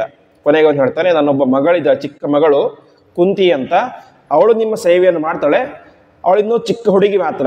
ಹಾಗಾಗಿ ಏನಾದರೂ ವ್ಯತ್ಯಾಸಗಳಾದರೆ ನೀವು ಸಹಿಸ್ಕೊಳ್ತೀರಿ ಅಂತ ಆದರೆ ನಾನು ನಿಮ್ಮನ್ನು ಇಟ್ಕೊಳ್ತೇನೆ, ಇಲ್ಲದೆ ಹೋದರೆ ನನ್ನ ಕೈಲಿ ಸಾಧ್ಯ ಇಲ್ಲ, ಕೈ ಚೆಲ್ತಾನೆ. ಆವಾಗ ದುರ್ವಾಸರು ಹೇಳ್ತಾರೆ, ಅವಶ್ಯವಾಗಿ ಆಗಲಿ, ಅವಳೇನು ಮಾಡಿದ್ರು ಕೂಡ ನಾನು ಸಹಿಸ್ಕೊಳ್ತೇನೆ ಅಂತ. ಅಂದರೆ ದುರ್ವಾಸರು ಒಂದು ಮನೆಯಲ್ಲಿ ಇದ್ದರೆ ಅವನ್ನ ತೃಪ್ತಿಪಡಿಸೋದು ಭಾರಿ ಕಷ್ಟ, ಒಳ್ಳೆ ಉಗ್ರ ಸ್ವರೂಪಿಗಳು ಅವರು ಅಂತ. ಅಂತಹ ದುರ್ವಾಸರ ಅಹಂಕಾರವನ್ನು ಕಡಿಮೆ ಮಾಡಿ ಅವರನ್ನು ತೃಪ್ತಿ ಮಾಡಿದ್ಯಾರು? ಪರಮಾತ್ಮ. ಹಾಗಾಗಿ ಮಹಾಶನಃ ಅಂತ. ಇನ್ನೊಂದು ಅಶನ ಶಬ್ದಕ್ಕೆ ಒಂದು ಅರ್ಥ ಊಟ ಮಾಡೋದು ಅಂತ, ಇನ್ನೊಂದು ಅರ್ಥ ಅನುಭವಿಸೋದು ಅಂತ. ಮಹಾಶನ, ದೊಡ್ಡ ಅನುಭವ ಅಂದರೆ ಯಾವುದು? ಮೋಕ್ಷದ ಅನುಭವ. ಹಾಗಾಗಿ ಆ ಮೋಕ್ಷವನ್ನು ಕರುಣಿಸುವಂಥವನು ಪರಮಾತ್ಮ. ಆದ್ದರಿಂದಾಗಿ ಪರಮಾತ್ಮನನ್ನು ಮಹಾಶನಃ ಅಂತ ಕರೀತಾರೆ. ಮುಂದೆ ಅದೃಶ್ಯ ಎಂಬುದಾಗಿ, ಅದೃಶ್ಯ ಶಬ್ದಕ್ಕೆ ಅರ್ಥ ನಮಗೆಲ್ಲ ಗೊತ್ತೇ ಇರುತ್ತದೆ, ಕಣ್ಣಿಗೆ ಕಾಣದೇ ಇರುವಂಥವನು ಅಂತ. ಇಷ್ಟೆಲ್ಲ ಕಾರ್ಯಗಳನ್ನು, ಕೆಲಸಗಳನ್ನು ನಮಗೆ ನಿರಂತರವಾಗಿ ಮಾಡಿ ಅನುಗ್ರಹ ಮಾಡ್ತಾ ಇದ್ದರೂ ಕೂಡ ಪರಮಾತ್ಮನ ಮಗ ಕಣ್ಣಿಗೆ ಕಾಣಿಸೋದಿಲ್ಲ. ಹಾಗಾಗಿ ಪರಮಾತ್ಮ ಅದೃಶ್ಯ ಎಂಬುದಾಗಿ ಕರೆಸ್ಕೊಳ್ತಾ ಇದ್ದಾನೆ. ವಿಶೇಷವಾಗಿ ತೈತ್ರಿಯ ಉಪನಿಷತ್ತಿನಲ್ಲಿ ಅಲ್ಲಿ ಹೇಳ್ತಾರೆ, ಪರಮಾತ್ಮನ ಯಾವ ರೂಪವನ್ನು ಉಪಾಸಕರು ಚಿಂತನೆ ಮಾಡಬೇಕು ಅಂತ. ಅನೇಕ ರೂಪಗಳನ್ನು ಹೇಳ್ತಾರೆ. ಅಲ್ಲಿ ಒಂದು ರೂಪವನ್ನು ಹೇಳ್ತಾರೆ, ಯದಾಖ್ಯೇವೇಶ ಏತಸ್ಮಿನ್ ಅದೃಶ್ಯೆ ಅಭಯಂ ಪ್ರತಿಷ್ಠಾವಿಂದತೆ ಅಂತ. ಪರಮಾತ್ಮನ ಒಂದು ಅದೃಶ್ಯ ಎನ್ನುವಂತಹ ರೂಪವನ್ನು ನಾವು ನಿರಂತರವಾಗಿ ಚಿಂತನೆ ಮಾಡಿದರೆ ಅದರಿಂದ ಏನಾಗುತ್ತೆ? ಅಭಯಂ ಪ್ರತಿಷ್ಠಾವಿಂದತೆ, ಅವನು ಅಭಯವನ್ನು ಹೊಂದುತ್ತಾನೆ, ಅವನಿಗೆ ಜೀವನದಲ್ಲಿ ಯಾವತ್ತೂ ಕೂಡ ಭಯ ಅನ್ನೋದು ಬರೋದಿಲ್ಲ ಅಂತ ಉಪನಿಷತ್ತಿನಲ್ಲಿ ಹೇಳ್ತಾರೆ. ಹೀಗೆ ಪರಮಾತ್ಮ ಅದೃಶ್ಯ, ನಮ್ಮ ಈ ಲೌಕಿಕವಾದಂತಹ ಇಂದ್ರಿಯಗಳಿಗೆ ಕಾಣದೇ ಇರುವಂಥವನು ಪರಮಾತ್ಮ ಅಂತ. ಅದೇ ರೀತಿಯಾಗಿ ವೇದಾಧ್ಯಯನ ಮಾಡದೆ ಪರಮಾತ್ಮನ ಕಾಣಲಿಕ್ಕೆ ಸಾಧ್ಯ ಇಲ್ಲ, ಹಾಗಾಗಿ ಅದೃಶ್ಯ. ಇನ್ನು ಪರಮಾತ್ಮ ಎಲ್ಲರಿಗೂ ಅದೃಶ್ಯ, ಅರ್ಥಾತ್ ಪೂರ್ಣವಾಗಿ ಪರಮಾತ್ಮನನ್ನು ತಿಳಿಯಲಿಕ್ಕೆ ಕಾಣಲಿಕ್ಕೆ ಯಾರಿಂದಲೂ ಸಾಧ್ಯ ಇಲ್ಲ, ಹಾಗಾಗಿ ಪರಮಾತ್ಮ ಅದೃಶ್ಯ ಎಂಬುದಾಗಿ ಕರೆಸ್ಕೊಳ್ತಾ ಇದ್ದಾನೆ. ಆಮೇಲೆ ಅವ್ಯಕ್ತ ರೂಪ, ಅವನ ರೂಪ ಯಾರಿಗೂ ಕೂಡ ವ್ಯಕ್ತ ಆಗೋದಿಲ್ಲ, ಹಾಗಾಗಿ ಪರಮಾತ್ಮ ಅವ್ಯಕ್ತ ರೂಪ ಅಂತ ಕರೆಸ್ಕೊಳ್ತಾ ಇದ್ದಾನೆ. ಇನ್ನೊಂದು ಅವ್ಯಕ್ತ ರೂಪ, ಯಾರು ಪರಮಾತ್ಮನನ್ನ ಅಂತ ಚಿಂತನೆ ಮಾಡ್ತಾರೋ, ಹಿಂದೆ ಹೇಳಿದಂತೆ ಪರಮಾತ್ಮನ ಒಂದು ಹೆಸರು ಯಾವುದು ಅಂತ, ಐತಿ ಬ್ರಹ್ಮ ಅಂತ ಹೇಳ್ತಾರೆ. ಹಾಗಾಗಿ ಪರಮಾತ್ಮನನ್ನ ಯಾರು ಅಂತ ಉಪಾಸನೆ ಮಾಡ್ತಾರೋ ಅವರಿಗೆ ತನ್ನ ರೂಪ ವ್ಯಕ್ತವಾಗುವಂತೆ ಮಾಡುವಂಥವನು, ಅರ್ಥಾತ್ ತನ್ನ ರೂಪದ ದರ್ಶನ ಕೊಡಿಸುವಂಥವನು ಪರಮಾತ್ಮ. ಹಾಗಾಗಿ ಅವನನ್ನ ಅವ್ಯಕ್ತ ರೂಪ ಅಂತ ಕರೀತಾರೆ. ಮುಂದೆ ಸಹಸ್ರ ಜಿತ್ ಅಂತ, ಸಹಸ್ರಜಿತ್ ಶಬ್ದಕ್ಕೆ ಅರ್ಥ ಈ 1000 ನಾಮಗಳಿಂದಾಗಿ, ಅರ್ಥಾತ್ ವಿಷ್ಣು ಸಹಸ್ರನಾಮದಲ್ಲಿ ಬರುವಂತಹ 1000 ನಾಮಗಳಾಗಲಿ ಅಥವಾ ಬೃಹತಿ ಸಹಸ್ರ ಮಂತ್ರಗಳಿಂದಾಗಿ ಪ್ರತಿಪಾದ್ಯನಾದಂಥವನು ಪರಮಾತ್ಮ. ಹಾಗಾಗಿ ಪರಮಾತ್ಮನಿಗೆ ಸಹಸ್ರಜಿತ್, ಅವುಗಳಲ್ಲಿ ಉತ್ಕೃಷ್ಟನಾದಂಥವನು ಅಂತ. ಹಿಂದಿನ ನಾನು ಹೇಳಿದಂತೆ ಜಯತಿ ಜಿತ್ ಅನ್ನೋದಕ್ಕೆ 2 ಅರ್ಥ. ಒಂದು ಅರ್ಥ ಗೆಲ್ಲಲಿ ಅಂತ, ಇನ್ನೊಂದು ಅರ್ಥ ಉತ್ಕೃಷ್ಟನಾಗಿದ್ದಾನೆ ಅಂತ. ನಾವಿವತ್ತು ಹೇಳ್ತೇವೆ ರಾಮೋ ವಿಜಯತೆ, ಗುರುಸಾರ್ವಭೌಮ ವಿಜಯತೆ ಅಂತ ಹೇಳ್ತೇವೆ. ಅಂದರೆ ನಾವು ರಾಯರು ಗೆಲ್ಲಲಿ ಅಂತ ನಾವು ಪ್ರಾರ್ಥನೆ ಮಾಡೋದಾ ಅಥವಾ ಹಾರೈಸೋದ? ಅವರಿಗೆ ಅರ್ಥ ಅಲ್ಲ. ನಮಗೆ ನಿಮಗೆ ಜಯವಾಗಲಿ ಅಂತ ಹೇಳಿ ಗೆಲ್ಲಲಿ ಅಂತ ಅಷ್ಟೇ ಅರ್ಥ. ಆದರೆ ನಮಗಿಂತ ದೊಡ್ಡವರಿಗೆ, ದೇವತೆಗಳಿಗೆ, ಗುರುಗಳಿಗೆ, ಪರಮಾತ್ಮನಿಗೆ ಜಯತೆ ವಿಜಯತೆ ಅಂತೆಲ್ಲ ಹೇಳಿದರೆ ಅವರು ಉತ್ಕೃಷ್ಟರಾಗಿದ್ದಾರೆ ಅಂತ ಅಷ್ಟೇ ಅರ್ಥ. ಹಾಗಾಗಿ ಸಹಸ್ರಜಿತ್ ವಿಷ್ಣು ಸಹಸ್ರನಾಮದಲ್ಲಿ ಮತ್ತು ಬೃಹತಿ ಸಹಸ್ರದಲ್ಲಿ ಉತ್ಕೃಷ್ಟನಾಗಿ ಪ್ರತಿಪಾದ್ಯನಾದಂಥವನು ಪರಮಾತ್ಮ. ಹಾಗಾಗಿ ಸಹಸ್ರ ಜಿತ್ ಎಂಬುದಾಗಿ ಪರಮಾತ್ಮ ಕರೆಸ್ಕೊಳ್ತಾ ಇದ್ದಾನೆ. ಇನ್ನು ಸಹಸ್ರ ಜಿತ್ ಅಂತಂದರೆ ಎಲ್ಲರನ್ನೂ ಗೆದ್ದಂಥವನು, ಎಲ್ಲರಿಗಿಂತ ಮೇಲೆ ಇರುವಂಥವನು ಪರಮಾತ್ಮ. ಹಾಗಾಗಿ ಸಹಸ್ರ ಜಿತ್ ಎಂಬುದಾಗಿ ಕರೆಸ್ಕೊಳ್ತಾನೆ. ಮುಂದೆ ಅನಂತ ಜಿತ್, ಬರೀ 1000 ನಾಮಗಳಲ್ಲ, 1000 ರೂಪಗಳಲ್ಲ, ಪರಮಾತ್ಮನ ನಾಮಗಳು ಗುಣಗಳು ಎಲ್ಲವೂ ಕೂಡ ಏನಾಗಿದ್ದಾವೆ? ಅನಂತವಾಗಿದ್ದಾವೆ. ಹೀಗೆ ಅನಂತ ಗುಣಗಳನ್ನು ಹೊಂದಿದಂಥವನು ಪರಮಾತ್ಮ. ಹಾಗಾಗಿ ಅನಂತಜಿತ್. ಅನಂತ ವ್ಯಕ್ತಿಗಳನ್ನು ಗೆದ್ದಂಥವನು ಪರಮಾತ್ಮ, ಹಾಗಾಗಿ ಅನಂತಜಿತ್. ಒಟ್ಟಿನಲ್ಲಿ ಎಲ್ಲರಿಗಿಂತಲೂ ಕೂಡ ಎತ್ತರ ಸ್ಥಾನದಲ್ಲಿ ಇರುವಂಥವನು ಪರಮಾತ್ಮ ಅಂತ ಪರಮಾತ್ಮನನ್ನ ಅನಂತ ಅಂತ ಕರೀತಾ ಇದ್ದಾರೆ. ಇನ್ನೊಂದು ಅನಂತ ಅಂತಂದರೆ ಕೊನೆ ಇಲ್ಲದೆ ಇರುವುದು ಅಂತ. ಕೊನೆ ಇಲ್ಲದೆ ಇರುವುದು 2 ಇದೆ. ಒಂದು ಕಾಲ, ಇನ್ನೊಂದು ಆಕಾಶ, ಸ್ಪೇಸ್. ಕಾಲ ಯಾವಾಗ ಇಲ್ಲ ಹೇಳಿ? ಕಾಲ ಯಾವಾಗಲೂ ಇದೆ. ಕಾಲ ಯಾವಾಗ ಇಲ್ಲ ಅಂತ ಕೇಳಿ ಏನಾಗುತ್ತೆ? ಕಾಲ ಇವಾಗ ಇಲ್ಲ ಅಂತ ಹೇಳ್ಬೋದು. ಇವಾಗ ಅನ್ನೋದೇನು? ಅದು ಒಂದು ಕಾಲನೇ. ಹಾಗಾಗಿ ಕಾಲ ಅನ್ನೋದು ಇಲ್ಲವೇ ಇಲ್ಲ ಅಂತ ಸಾಧ್ಯವೇ ಇಲ್ಲ. ಕಾಲ ಅನಂತ. ಅದು ಏನೇ ಹೇಳದೆ ಹೋದರೂ ಕೂಡ ಇವತ್ತಿಗಿಂತ 400 ಕೋಟಿ ವರ್ಷದ ನಂತರ, 500 ಕೋಟಿ ವರ್ಷದ ನಂತರ, ಹೀಗೆ ಕಾಲ ಅದು ಅನಂತ. ಅದಕ್ಕೊಂದು ಲಿಮಿಟ್ ಅನ್ನೋದಿಲ್ಲ. ಹಾಗೆ ಆಕಾಶ, ಆಕಾಶ ಎಲ್ಲಿ ಇಲ್ಲ ಅಂತ ಕೇಳ್ತೇವೆ. ಎಲ್ಲಿ ಇಲ್ಲ ಅಂದರೆ ಇಲ್ಲಿ ಇಲ್ಲ ಅಂತ ಹೇಳಬೇಕು. ಇಲ್ಲಿ ಇಲ್ಲ ಅಂತ ಹೇಳಿದ್ರೆ ಅದೊಂದು ಆಕಾಶ, ಸ್ಪೇಸೇ ಆಗಿರುತ್ತೆ. ಹಾಗಾಗಿ ಆಕಾಶ ಮತ್ತು ಕಾಲಗಳು ಅದು ಅನಂತ ಅಂತ ಶಾಸ್ತ್ರಗಳು ಹೇಳ್ತವೆ. ಆ ಅನಂತವಾದಂತಹ ಕಾಲಗಳನ್ನು ಮತ್ತು ಆಕಾಶಗಳನ್ನು ತನ್ನ ನಿಯಂತ್ರಣದಲ್ಲಿ ಇಟ್ಟುಕೊಂಡಂಥವನು ಪರಮಾತ್ಮ. ಹಾಗಾಗಿ ಪರಮಾತ್ಮನನ್ನ ಅನಂತ ಜಿತ್ ಅಂತ ಕರೀತಾರೆ. ಹಾಗೆ ಅನಂತ ಅಂತಂದರೆ ಶೇಷದೇವರು. ಆ ಶೇಷದೇವರ ಮೇಲೆ ವೈಭವದಿಂದಾಗಿ ಮಲಗಿದಂಥವನು ಪರಮಾತ್ಮ. ಹಾಗಾಗಿ ಅನಂತ ಜಿತ್ ಅಂತ ಕರೀತಾರೆ. ಅದೇ ರೀತಿಯಾಗಿ ನಾಗಗಳಲ್ಲಿ ಪರಮಾತ್ಮ ಅನಂತ ಎಂಬುದರಲ್ಲಿ ಇದ್ದಾನೆ ಅಂತ, ಶೇಷನಲ್ಲಿ ಇದ್ದಾನೆ ಅಂತ ಗೀತೆಯಲ್ಲಿ ಹೇಳುವಂತೆ ಅನಂತಶ್ಚಾಸ್ಮಿ ನಾಗಾಣಂ, ಸರ್ಪಗಳಲ್ಲಿ ನನ್ನ ವಿಭೂತಿ ರೂಪ ಎಲ್ಲಿದೆ? ಅನಂತನಲ್ಲಿ ಇದೆ ಅಂತ ಹೇಳ್ತಾರೆ. ಹೀಗೆ ಅನಂತನಲ್ಲಿ ಇದ್ದುಕೊಂಡು ಅವನಿಗೆ ವಿಶೇಷ ಅನುಗ್ರಹ ಮಾಡಿದಂಥವನು ಪರಮಾತ್ಮ ಅಂತ ಹೀಗೆ ಅನೇಕ ಅರ್ಥಗಳಿದ್ದಾವೆ. ಒಟ್ಟು ಇಲ್ಲಿಗೆ 309 ನಾಮಗಳಾದವು ಮತ್ತು 33 ಶ್ಲೋಕ ಆಯಿತು. ಹೀಗೆ 1 ವಾರಗಳ ಕಾಲ ಈ ಒಂದು ರಾಯರ ಸನ್ನಿಧಾನದಲ್ಲಿ ಆ ವಿಷ್ಣು ಸಹಸ್ರನಾಮದ ಯಥಾಮತಿಯಾದ ಚಿಂತನೆಯನ್ನು ಮಾಡಿದ್ದೇವೆ. ಮತ್ತೆ ಮುಂದೆ ಅವಕಾಶ ಸಿಕ್ಕಾಗ 34ನೇ ಶ್ಲೋಕದಿಂದ ಆ ಒಂದು ನಾಮದ ಶ್ಲೋಕಗಳ ಅಷ್ಟಚಿಂತನೆಯನ್ನು ಮಾಡೋಣ ಎಂಬುದಾಗಿ ಹೇಳುತ್ತಾ ಈ ಒಂದು ವಾರಗಳ ಕಾಲ ನಡೆದಂತಹ ಪ್ರವಚನವನ್ನು ರಾಯರ ಅಂತರ್ಯಾಮಿಯಾದಂಥ ಕ್ಷೇತ್ರಸ್ವಾಮಿಯಾದಂತಹ ರಾಮದೇವರಿಗೆ ನಾವೆಲ್ಲರೂ ಸಮರ್ಪಣೆ ಮಾಡೋಣ. ಶ್ರೀಕೃಷ್ಣಾರ್ಪಣಮಸ್ತು.